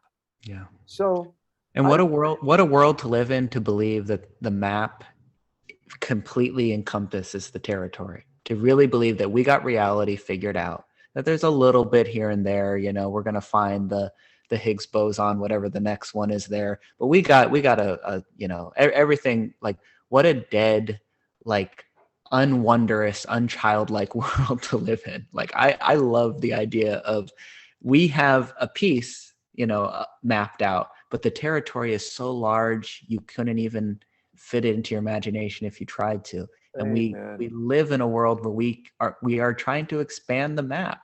And sometimes it's a little bit more poetry than science. Sometimes it's a little bit more science. And that's what we're here to do. We're not here to believe it's dead, to say that we have the answers, and everything that fits outside of our answer is just, oh, that's just a mistake. That's all noise and no signal. Yeah. Well, and that's why I hear every now and then some people in our line of thinking, agreeing with us, they say, yes, science is reductionistic. And I go, no, it isn't science that's the problem. It's the particular application. It's fake science. Yeah. It's when it's an ideology within. It's science. When science resorts to its ideological end. And as I said, just as it was the church who was putting Galileo in house arrest, it is now the scientist who hound. I mean, let me give you an example. Let me give you an example of house arrest. If you know of Rupert Sheldrake, he's a renegade biologist who believes that evolution happens through the transmissions of form, morphic resonance, so in any case, he's a philosopher of science who believes consciousness is intrinsic to all of reality. It's baked in. It's a meaningful, alive universe. Intelligence is brimming. And he's also an empiricist. He does studies of how dogs seem to know their masters are coming home. He has a wonderful study. How do dogs know their masters are coming home? Well, they hear the car. The problem is the car was well over a mile away when the dog began to run around the house with the camera watching. Well, it's not always the same time every day. What he posited was there's a psychic connection between the dog and the human. Every dog person knows that's true, whether they believe it or not. Okay, the point is, Rupert Sheldrake and other brave scientists who are at the forefront of this sort of paranormal research, what's called paranormal. Paranormal is an unfortunate term. It's like normal, but it's not really normal. But that's the term, that's the category we've officially given to the paranormal. Okay. These guys end up getting their their wiki pages destroyed by the rationalists. The rationalists go in and change their web pages because you can edit, you have editing privileges at Wikipedia. Yeah. Wow. It's a little bit like right now in where you are and where I am, we're approaching an election, right? When there's lawn signs. You know what often happens? The supporters of one candidate take the lawn signs of the other candidate. They take them off. Okay, that's considered spoil sport. Yeah. It's really a spoil sport to take their signs down. Isn't it a spoil sport to go to Rupert Sheldrake's wiki page because he believes heresies? And you make his wiki page look like he's a moron? Yeah. Or you debase what he's claiming, you put in stuff that said, this hasn't been proved, this is just a belief system. That's when science, so I want to repeat, science itself is not the problem. Science is what actually helped us correct a lot of the worst excesses of the prior age of religious inquisition. Absolutely. Thank God for the scientific revolution, the empiricists who said, we can see it through a telescope. Yeah. They won out. But now the ones with the telescopes are saying the new frontier is, since we took nature back from religion, now nature is in the hands of the scientists who won't allow for the possibility that actually some of what religion claimed, that the universe might have spirit in it, now gets framed as the universe might have mind in it. It might be intelligent. And that is opposed by the scientists because they have a philosophy based on the assumption that it's not possible. Yeah. But nature is what it is. Yeah, exactly. And I'm not saying every claim of psychic phenomena is real, but I would say the preponderance of evidence is that what we call psychic phenomena are real, that actually the more we quiet our minds, the more we pick up on what's absolutely going on. And it's more than we think. Yeah, I love talking about intuition because I think there's so much information that we can get about thinking about our own intuition, the intuition of other people and all that. I've been listening to Ian McGilchrist. I know we've talked about him before. I've been listening to his audio book, The Master and His Emissary, which is about the left. I've heard of that book. Right hemisphere. It's a big book. It's 27 hours audio book, so it's huge. It's probably like 1,000 pages or more. But I was just listening today where he was talking about schizophrenia and how he believes that basically most neuroscientists have schizophrenia sort of ass backwards. One interpretation, this is my very, blue collar poor man's interpretation here, but interpretation of schizophrenia is that what is the right hemisphere, what's the more intuitive, sort of gets the whole picture but can't define individual parts, becomes so dominant that it sort of crowds out the left hemisphere, the more rational, and you start seeing things that aren't there, and you start hearing voices, and you start doing this and that. And what his argument is that actually it's a case of the two hemispheres becoming more divided, because when they become divided, now when you hear those voices are that of the subconscious or the unconscious, or what we could say is intuition, right? And they're supposed to be at the right volume level, basically, and they're supposed to sort of, you're supposed to be able to know that sense, that gut feeling, the dog knowing that the owner's coming home, that sense when you hear the phone ring, you might know who it is, that sense of danger, maybe I shouldn't hit that corner, and then you walk the other corner and all of a sudden you see a car crash, all those what we would call, again, synchronicities that happen, that the left hemisphere is doing that sort of calculation all the time, but it's not in your present direct consciousness, right? And this isn't woo-woo. This is 100% agreed upon by almost every single neurologist, neuroscientist out there, right? And so what he says, it's a great example of how we've become so left hemisphere dominant, overly rational, overly logical, to believe that, well, the fact that schizophrenics buy into these imaginary beliefs, these delusions, this and that, has to be that the intuitive side is just too loud. And he's saying, no, the intuitive side is not properly communicating with the rational and the logical side. I was just listening to this today, and everything that you're talking about empiricism, about intuition, about all those senses, the psychic phenomena and all that, really lines up with this. And it makes me think of, I've talked a little about Ryan Holiday. He's the Stoic writer. He says intuition is something that you have to earn, right? So people say, well, I'm gonna follow my intuition. I'm gonna follow my gut on, what I'm going to invest in. Well, what work have you done to be able to trust your intuition, right? Exactly. So if you are a professional, if you put in your 10,000 hours in your field of study, or in your profession or in a sport, right? You can come to trust your intuition that I couldn't tell you rationally why when I saw that miss on the basketball that I thought it was going to go this way and I went that way to get the rebound. But you come to trust your intuition because you put in your 10,000 hours getting rebounds, playing basketball or whatever, right?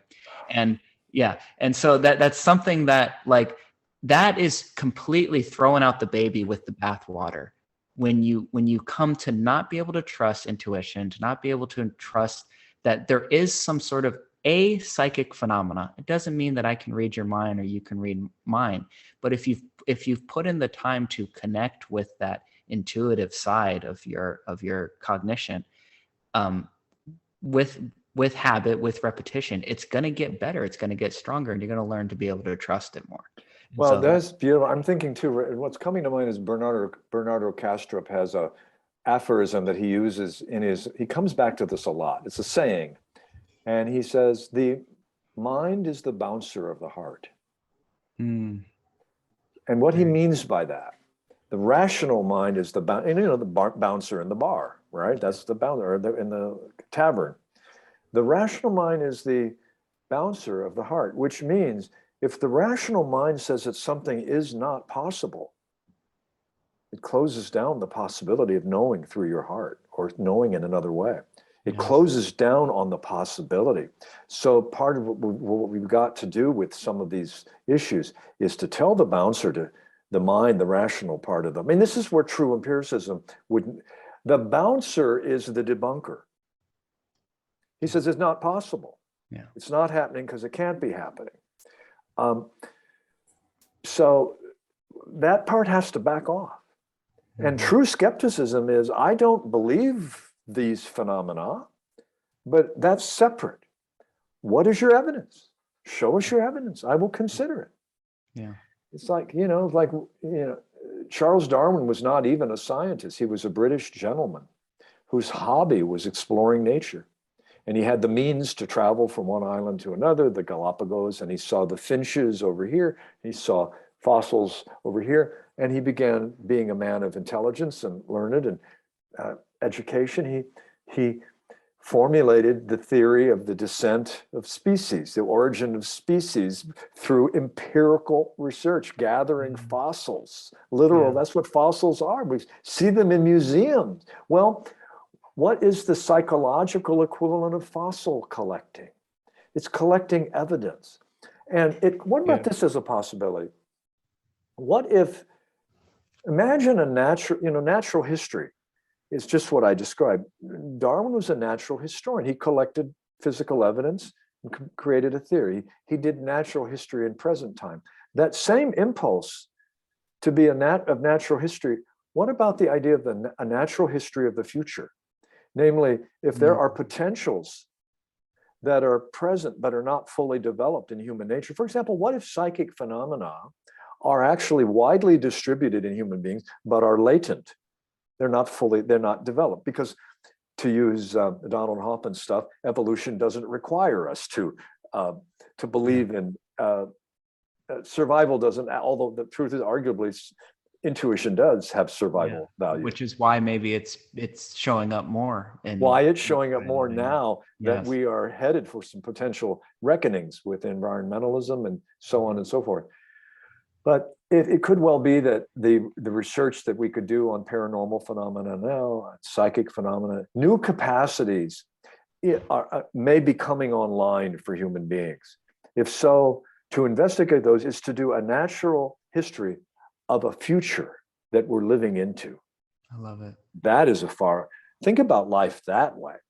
And so empiricism means keeping your eyes and your ears and your heart open for evidence around you. Just observe. Empiricism means observe your surroundings. There's another thing that William James said, in addition to celebrating radical empiricism, taking a radically empirical approach to experience of all kinds, even experiences that are outside an established worldview. He also had another category right next to it. That is the dangers of over-interpreting and of belief. Yes, he called it overbelief. He said we must be open. His first point was we must be open to the most extraordinary experiences and the most extraordinary possibilities imaginable. And we must also guard against overbelief about those experiences. And those two, one without the other, the credulous mind, open to everything, but never does any testing, never shows any skepticism, becomes the true believer. Yeah. The other side is the pure skeptic, overrides curiosity.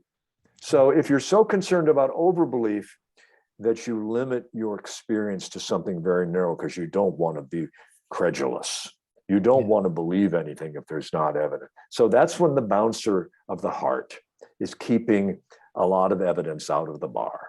The bouncer has to back off. You can come through. You at the red line, you can come through. The other couple, you can come through. You know, the bouncer has to let more people in. Of course, at but least the bouncer also has to keep out the guy that's going to pick fights or the guy that's right. So that's part of the bouncer's job, is to keep the bad guys out, but not, you know, not go too far in either direction. If the bouncer doesn't do any bouncing, he's no good. Even if he's 300 pounds, he's just a softie.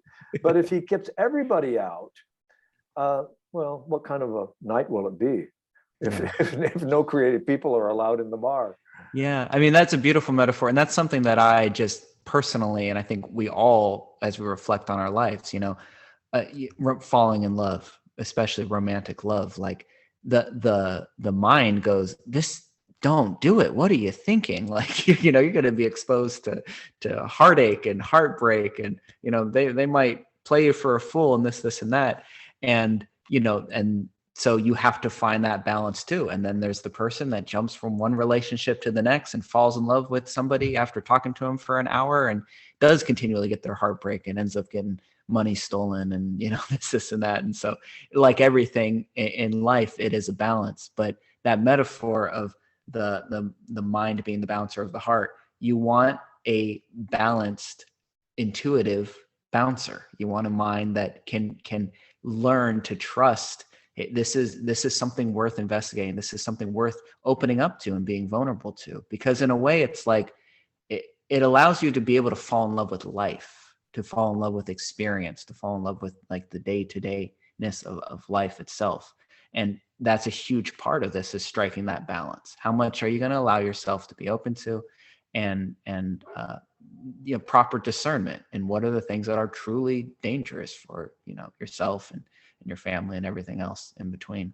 I just think it's such a useful framing for everything in life, whether we're investigating, you know, going into the unknown, or just our day-to-day decisions that we make in our relationships. And, you know what's coming to mind, I want to be very mindful about introducing this. That's an idea we've talked about before, but I want to introduce it with the recognition that we probably need to look near the end of the conversation. Okay. And maybe this is a going out idea, but it's planting a seed for the next and that is the Jungian idea of the tandem. There's a tandem relationship between two principles. And it is, and I remember we've talked about this before, it is the archetype of the puer, P-U-E-R. That's a Latin term for the spirit of youth. And the tandem relationship between the spirit of youth and the spirit of aging, which is this another Latin term, senex, S-E-N-E-X. So the puer impulse in life, and in a life, is a recurring impulse to be drawn to the new, the novel, the charming, the charismatic, the new possibility, the new idea on the drawing board. And we love puer people. They are inspired, they're often spirited, they're often charismatic. I mean, who do we think of in show business? James Dean. You might see a bit of it in Brad Pitt. Johnny Depp when he was younger. I don't know, you can look at Hollywood this way, but the puer spirit is that we all have them in our lives, puer figures. We all have them in our own, we all have that principle that's what gets us excited about something new. Yeah. But because when it's unbalanced, it continues to crash and burn through endless everything new. Oh, the latest new. Then, you know, we say about those people, they never grow up. Yeah. He's the Peter Pan. There are books written about the Peter Pan principle. Of and course. It's based on the Jungian idea that the puer is a stunted human being. He never gets out of childhood. He's Peter Pan. Okay, the Senex figure then, the Senex. Who's the Senex? It's the wise old man. Now, the wise old man archetype. Now, what makes the wise old man wise? He looks at the new possibility. He said, that'll never work. Well, we need them around too. If it ain't broke, don't fix it. They ain't broke, no fix it. I knew a guy who had that same idea. He crashed and burned. Stick with what's known. Yes. Well, okay, that's a good corrective. But if it becomes the totality, we know those Senex figures. They might be our fathers, our stepfathers, the teacher who said, you'll never amount to anything. God, fortunately, I had a few teachers who said, you apply yourself and you're going to go to the stars. That was good to hear. That was good to hear. He informed the puer in me. Dream, reach, but hitch your wagon to a star. But make sure that it's got an anchor. So the puer is the kite, the Senex is the tail. Beautiful. That's a possibility. That will never work. It's a good balance to keep in your life. The spirit of the new, the discovery, and also just adjacent to it isn't that a lot like that other idea that crashed and burned? Yeah. Keep that in mind too. But if either one wins out in the puer Senex, if the eternal child or the old man wins out, with the puer, it is the new projects that never come to fruition because he never goes to second base. The Senex is actually the bitter, depressed, old guy caught in structure. Yes. He knows the structure, he knows the rules, and that ain't the debunker is a Senex figure. True skepticism is actually a balance between both. The genuine inquiring skeptic has the eyes of a child, but has some grounding, like, okay, test it, find out. So puer, P-U-E-R, and Senex, S-E-N-E-X, James Hillman in particular is the Jungian writer who's really developed these ideas best. But as the shorthand, the spirit of novelty in any moment, and the spirit of let's go slow, let's question it. It might not work, but let's not shut it off prematurely. Yeah. I know we've talked about the puer and Senex. It's a really amazing framing for, and it's actually informed so much of the decisions I've made in my own life. That's part of the reason I started writing, was a lot of those conversations showed me in ways that I was being more of a puer and coming up with the next great idea and the next great idea, but not putting in the day-to-day practical work that it would take to improve in a skill such as writing or such as whatever. Very, very cool introduction. I think that's a good teaser. Maybe we could do an entire podcast on puer and Senex and how it's informed your life. If you have a few minutes, I would like to sort of bookend this conversation, this podcast, with a little bit of talk about, I mentioned to you that I have been reading Seneca on the shortness of life. And one of the big things that's changed since last time you and I have talked on the podcast is that I have been writing regularly. I just took it upon myself to sort of start my own apprenticeship. This is something that was calling to me for a long time. I hit a certain point in my life. I was 33 years old, or 32 about, really, when I said, I have only so much time, right, in this lifetime. I felt the shortness of life. I had mastered a certain skill, in my field of electrical engineering, and I'd put in my decade of hard work and served 2 apprenticeships, and it sort of felt that I had hit this point.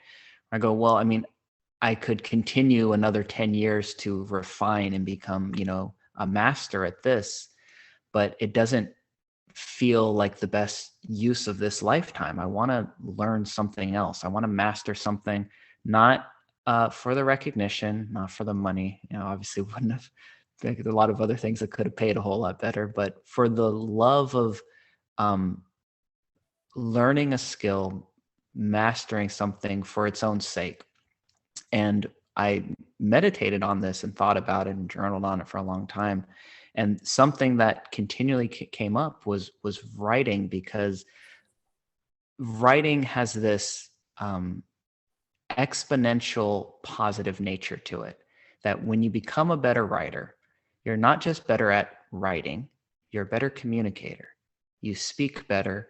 You take in information in a different way. Well, you become a better thinker. That 100. You took the words right out of my mouth. I often don't. I sit down to write. So I don't know. Hold your thought. Yes.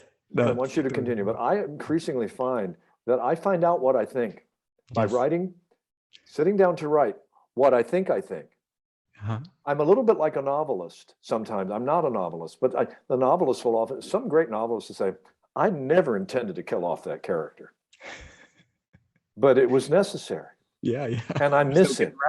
Yeah. Because the story required it. He didn't know. Well, likewise, I sit down to write what I think, and I realized in the process of writing and shaping it, I said, no, that isn't fully what you think. What you think, it's coming through. So anyway, I just was affirming that in you. It's beautiful. So I agree in two senses.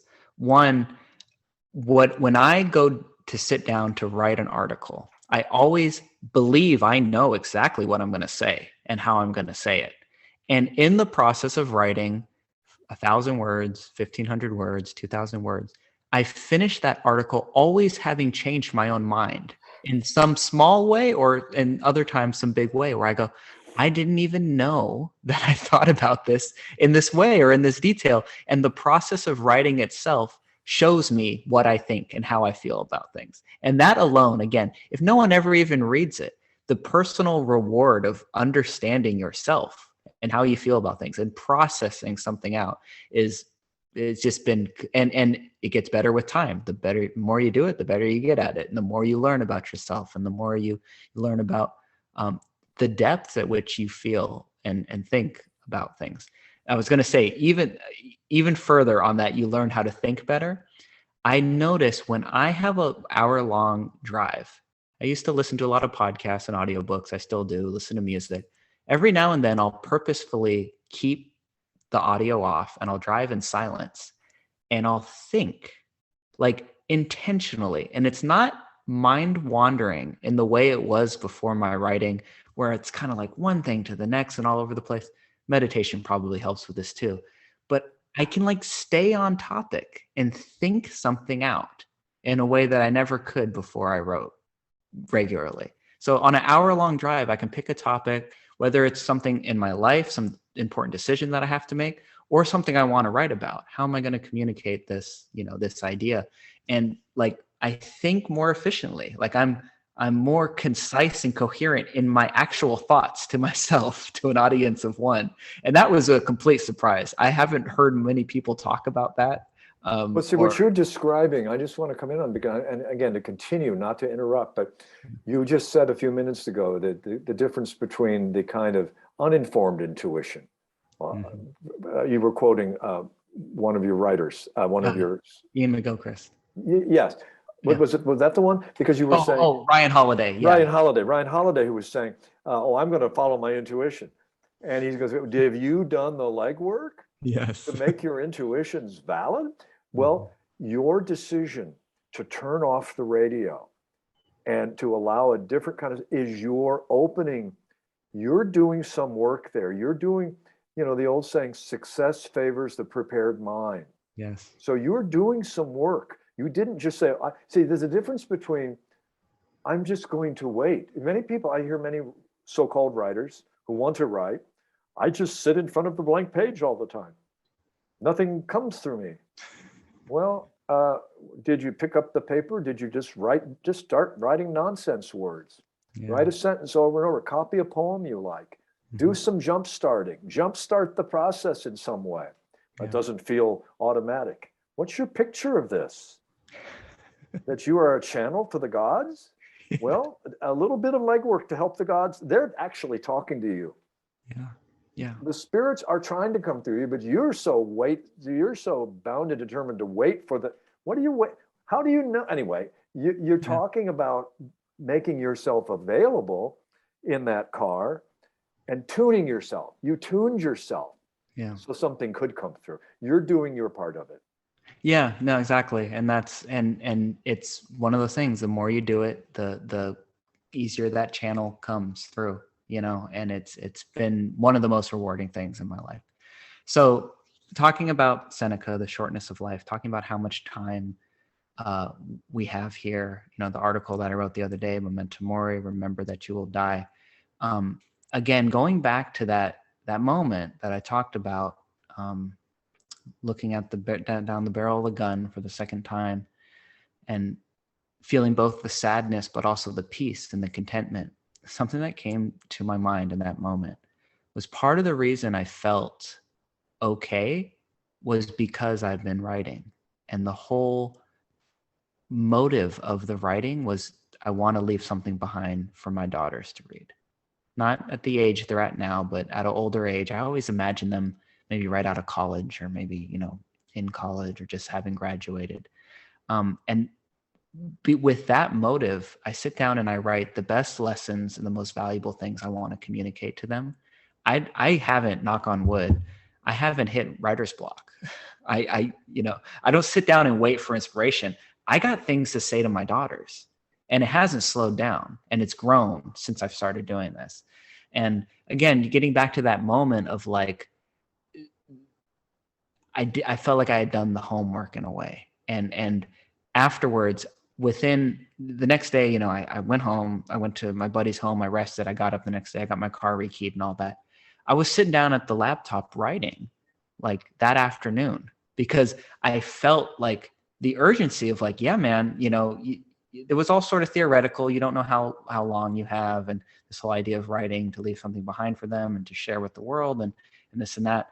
But it wasn't as theoretical at that point. It was like you faced it. And I've felt ever since, again, it's not out of scarcity or fear. It's out of this appreciation that I've been given this gift of life and time and fingers that work and a mind that works well enough that I can translate something onto the page. And we've talked, you and I have talked a lot about writing. I've learned so much about how to approach it and everything like that. I just wanted to bookend this conversation with my little piece on that and how you think about your project, your life project of writing. And, you know, I know we could do an entire podcast on it, but just what you think about, again, when that comes to the idea of mortality, the idea of your place here and the work that you're doing through writing and communicating. Is that a question to me? Yeah. Okay. Yeah. I mean, I wasn't sure if you were raising it as a larger question or, Yeah. well, it's actually, and again, this is, I just said we go out on one thing. This is a much larger conversation, but Yes. I have the fortune right now, as such as it is, to be working on a book. I'm just so the listeners will know, I'm doing a book on the UFO phenomenon. And it's not from a believer standpoint, it's really from a chronicling the phenomenon as a happening that we're trying to make sense of, as an interpretive challenge. It's Hermes from the Greek pantheon of gods. Yeah. The connection, the relevance of this, as you know, I happened some decades ago to write my first book called Angels and Aliens. So also about the UFO phenomenon. When you're doing two books about UFOs, you must be really, really, really a UFO devotee. And this, as you know, I'm not. I'm not in the UFO movement. I'm not a UFO advocate of any particular theory. It's a very contentious little field of competing theories. What I am is, just imagine it's any other topic. I've done two books on it. So that's the key. That's what I want to refer to. Forget the UFO as the subject. It's I'm actually getting a second chance to reach for the brass ring, if you will. Yeah. For some reason, who knows? This is where the life piece we don't know comes in. I did not expect when I first gave a report in the 6th grade in the current events section on the UFOs and flying saucers at age 12.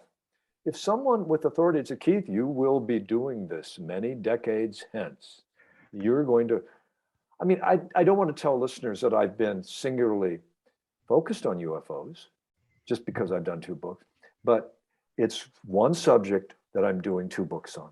And that's, again, that's the part I want to reference. Forget that it's about UFOs. It could be about fly fishing in Montana.